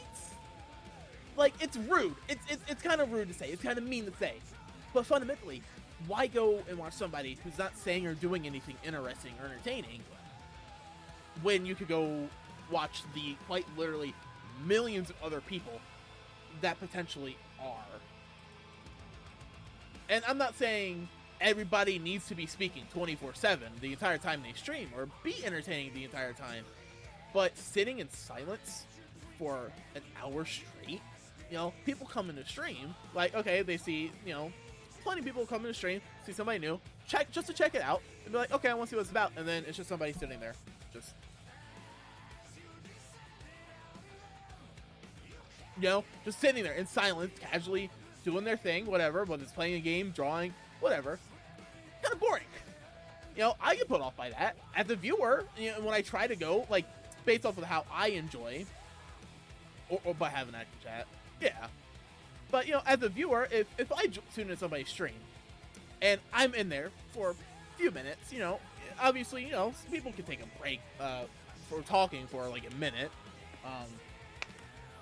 But if I'm in there for a few minutes, I'm always just sitting there, dead silent, not saying or reacting or doing anything. I'm just like, kind of bored already, which kind of sucks. It feels like an asshole-ish thing to say, but there's other people I could go watch probably. I feel bad, but yeah, it's just a matter of putting in effort, trying your hardest. You know, be yourself, but also like just try your hardest. You know, not everybody it starts off as like a god tier streamer and knows exactly what they're doing. Most people probably don't know what they're doing even when they are a big streamer. But you know, it's just ultimately trying. Tying back into the whole starter though, is that's why I don't like streaming art a lot of the time. It's because I will get into the situations where I am personally just sitting here in silence, not doing or saying anything interesting. And in that case, what's the point in watching me? And then I feel bad because like, okay, well now nobody's here watching me, and it's a negative feedback loop. I'm not doing anything to warrant people watching me, but nobody's watching me, so nothing's happening to warrant me being interesting, and it all falls apart. Right? And it's all just, it's poopy, and it's like blah, and I'm like blah, and I'm like blah. And it sucks. And it sucks. And it's like, when I'm playing a game, it doesn't matter if nobody's there, because there's things actively happening in the game that I can react to, or bounce off of. But when I'm just drawing, there's not a lot going on. Legitimately, fundamentally, there's not a lot going on. I'm not going to be, you know, talking through every single brushstroke is unnecessary and redundant. You know, people can use their eyes. It's a download battle, you had nothing going on. Yeah, it's a negative feedback loop that feeds into itself and ends up just causing nothing but strife and grief for myself. And it's all my own fault in that particular case. You know, and it feels bad. Because it's like, streaming's fun, and streaming to the audience is even more fun. And if I don't have an audience, well, fuck it. I try not to let it get to me. I very literally do not know how many viewers I have at any given time. The only time I ever check my viewer count is right when I end stream to see if I have enough to justifiably go raid somebody. Because if it's only me, I know most people appreciate raid regardless of how many, but, you know, I feel like if I have, like, at least 3 people watching me, I'm like, alright, time to go raid somebody. Cool. But if it's, like, only me, it's just like, I'll just end. Whatever. It's not that big of a deal. But I fundamentally do not know how many people are watching me at any given time. I'll look over analytics after the fact, but yeah, sometimes I have more people than I realize. Other times, yeah, I mean, if it's like a friend, like an actual like close friend, like if Crystal was streaming, for example, I don't care if it's just me. I'll go raid her. I don't fucking care. Why not, right? But we don't stream at the same times anyways. But if it's somebody I'm not like super intimately familiar with, somebody I don't really know very well, while I'm sure they would appreciate it regardless of the numbers of viewers that are coming from a raid, at the same time, if somebody has, say, 50 active viewers, and if somebody raids them with 1, that feels kind of it almost feels bad, because it almost feels like you're trying to just clout chase to an extent. Now, I can't speak for everybody, and me personally, even if I did have like 50 viewers, if somebody comes and raids me with 2 or 3 viewers, I'd be ecstatic, like, oh my god, thank you for the raid, that's fucking awesome of you. But everybody has a slightly different mentality on it, and I always kind of think of the worst case scenario, and people are very good at keeping up appearances. I think that's the best way of putting it. People are very good at keeping up appearances. They can actively be like, yay, thanks for the raid, that's so awesome, cool, yay, blah, blah, blah. But for all I know, they could be thinking, wow, why did this guy just raid me with 2 people when I have actively 100 people like watching me right now? That's kind of shitty, right? I don't think it's a bad thing, but it's a mentality thing. And I don't know the mentality of other people. I don't know what they're thinking. Nobody knows what they're thinking but themselves, you know? People aren't mind readers. And I just don't want to come across as somebody who's like either trying to clout chase or offend somebody or whatever, or I don't want to cause unnecessary drama just in case, you know. I tend to stick within my circle when I raid. I don't raid people I don't know. I have before, but I tend not to raid people I don't know that much. You know, I don't know.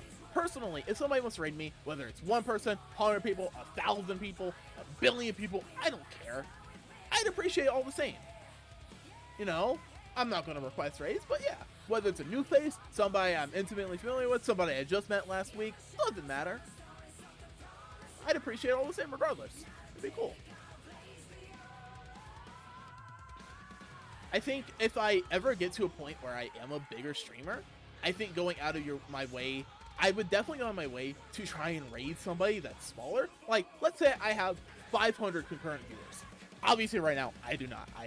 I'm not watching the number, but I'm very aware I do not. But let's say I get to a point where that's an average for me. I average like 500 concurrent.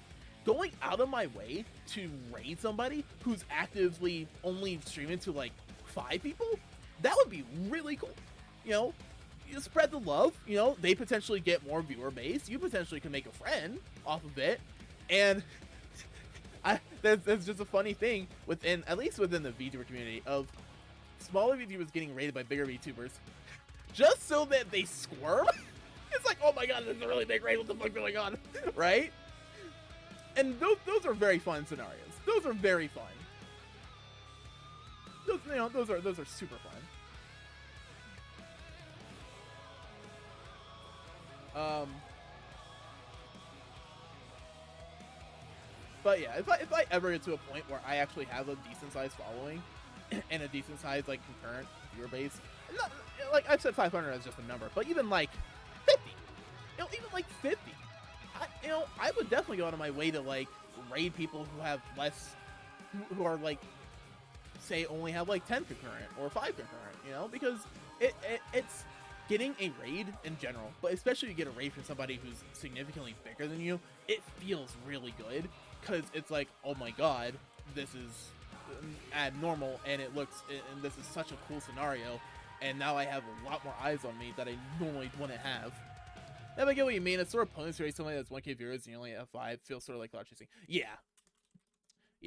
for sure. And even if that's not your intention, for all you know, especially somebody you don't know, for all they know, it could come across as if you're cloud chasing. And for all you know, like, I personally I don't cloud chase. If I go out of my way to contact somebody and want to be friends with them, it's just I think they're a cool person. I don't give a shit if they have 5 followers, 100 followers, 5,000 followers, whatever. If I think they're a cool person and I want to be friends with them, I want to be friends with them.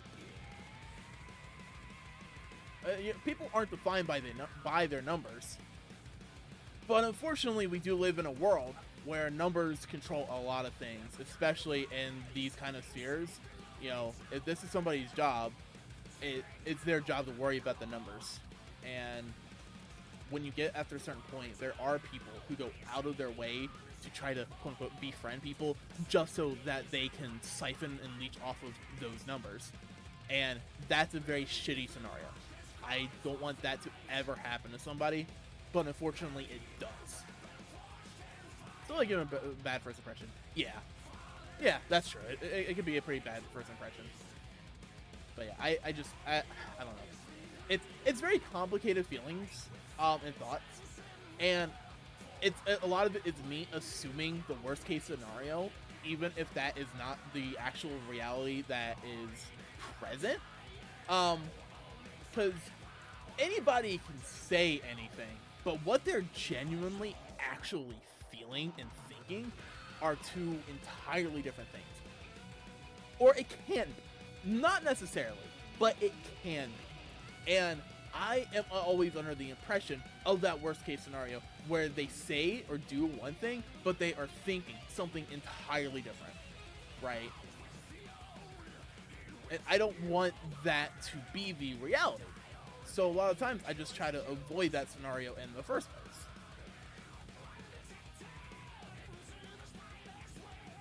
But raids in general are just fun. I try to do as much as I can. But I will blatantly be I will be very blatant about this. When I go to raid, I will check whatever my concurrent viewer count is at the moment.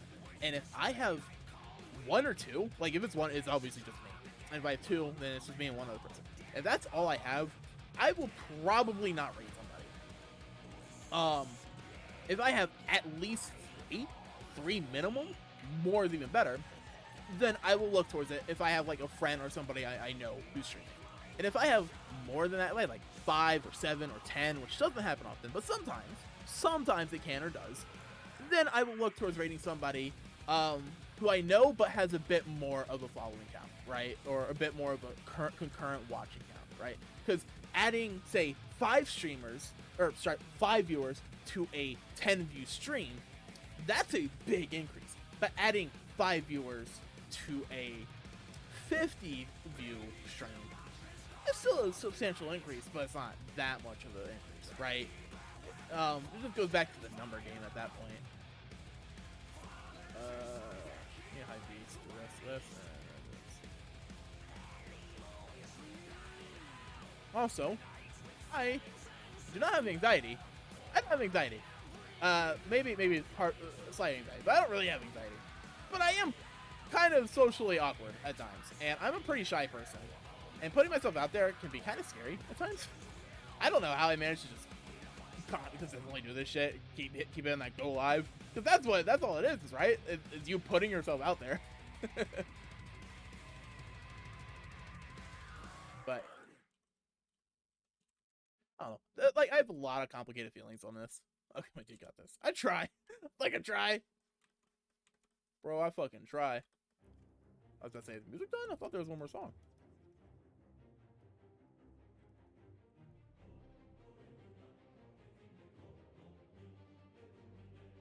Let's do some very bright, vivid shadows. Hell yeah. Good contrast. But yeah, I definitely, like, on a personal note, I do like it whenever I get a raid, especially from somebody I don't know. I'll be honest about this. Whenever somebody raids me, whether I know them or not, after I'm done with stream, I will go watch their VOD and see what led to them deciding to raid me. Straight up, every time I will do that, because I'm like, I'm curious what they were thinking at the moment, to be like, I wonder if it's like, okay, I'm gonna go raid Kaga. I'm curious why. So I always go check, because I'm just curious. At the end of the day, we're all a little bit social awkward. True. I feel like most streamers probably aren't the most sociable people. Like, I don't think most streamers are the most, like, IRL sociable people. I think everybody who streams, especially for a living, has at least a couple screws loose. But in the best ways, right? In a good way. I definitely have a few screws loose. I think. I definitely have a few screws loose. I'm not normal. I'm fucking crazy.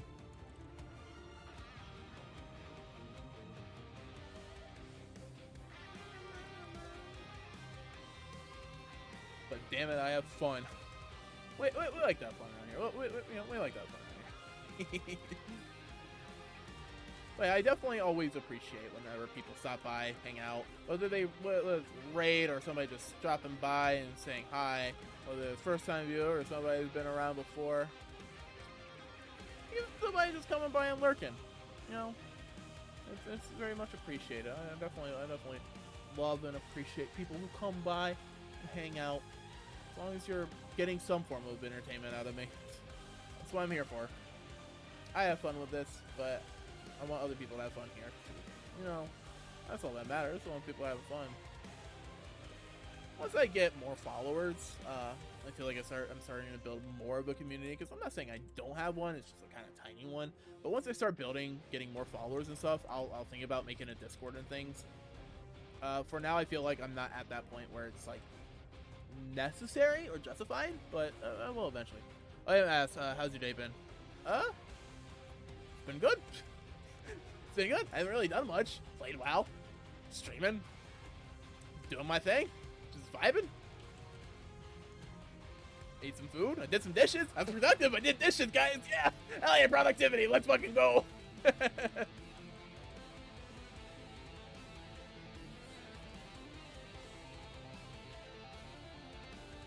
I like being productive. Just gotta make sure get food. Yeah, I'll eat after stream. Yeah, I'll eat after stream. I'm not really that hungry right now. I try to eat before I stream, just so I'm not like bitching about being hungry constantly. Doesn't always work. Doesn't always work. But yeah. But I try to eat before I stream. Sometimes if I'm like really hungry, I'll take a small break and go get something. But that doesn't happen all the time. Food is good, but I don't want to interrupt the stream. Just go get some, especially not right now. I'm not even that hungry. Also, I'm probably gonna be wrapping up here soon. I know I got some work done. I'm not even close to finishing, but probably sitting working off stream. I'm just waiting for the album to be finished. I think it's the last song. That was a good conversation, but I'm not done yet. Not done yet. Keep going.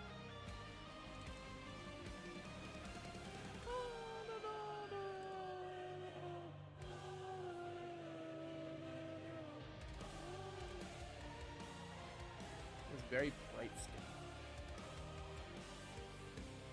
Just use Starlight for the skin, make it nice and bright. What games you play again? Well, I just recently finished Persona 5 on stream. I finished that yesterday. That's done. It's over. It's good. Done with. In my personal time, right now, all I've been playing is World of Warcraft. Like, that's the only game I've been playing in my like own personal spare time off stream. I haven't been playing anything else really. In terms of like generally what I play, it's very diverse. It's a very loaded question. There's a lot of games I like. There's a lot of games I play. Not a ton of games I play consistently every day or anything.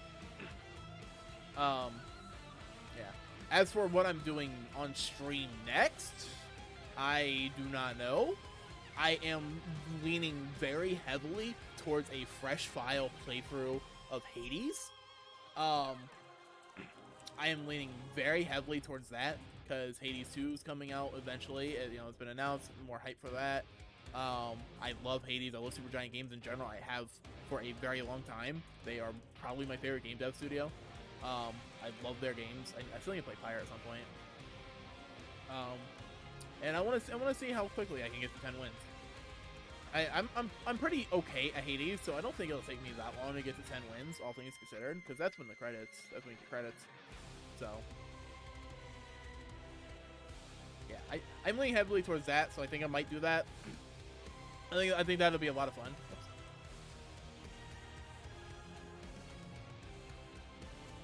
Need to figure out my controller situation so it doesn't constantly disconnect, because that would be really annoying.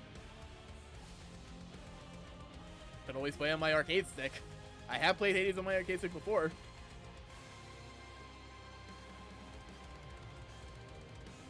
Could do a small like new stat stream in the next few days. It's always fun to play.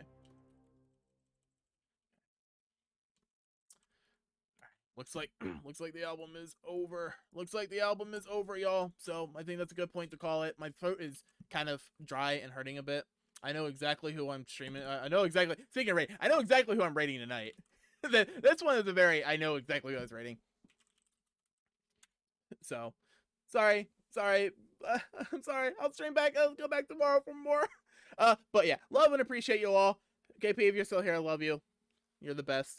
Riku, thanks for chatting, stopping by, hanging out. Appreciate it. I know you're sleeping, Raptor, but thanks for stopping by. Anybody who's lurking, whose name I didn't call out, sorry, I don't actually look at my viewer list. Love and appreciate you all. Thanks to everybody. I'll be back tomorrow for more, probably. Maybe. Probably. I don't know what exactly yet. We'll see. Love you all. Thank you all. I'll see you all later. Bye-bye.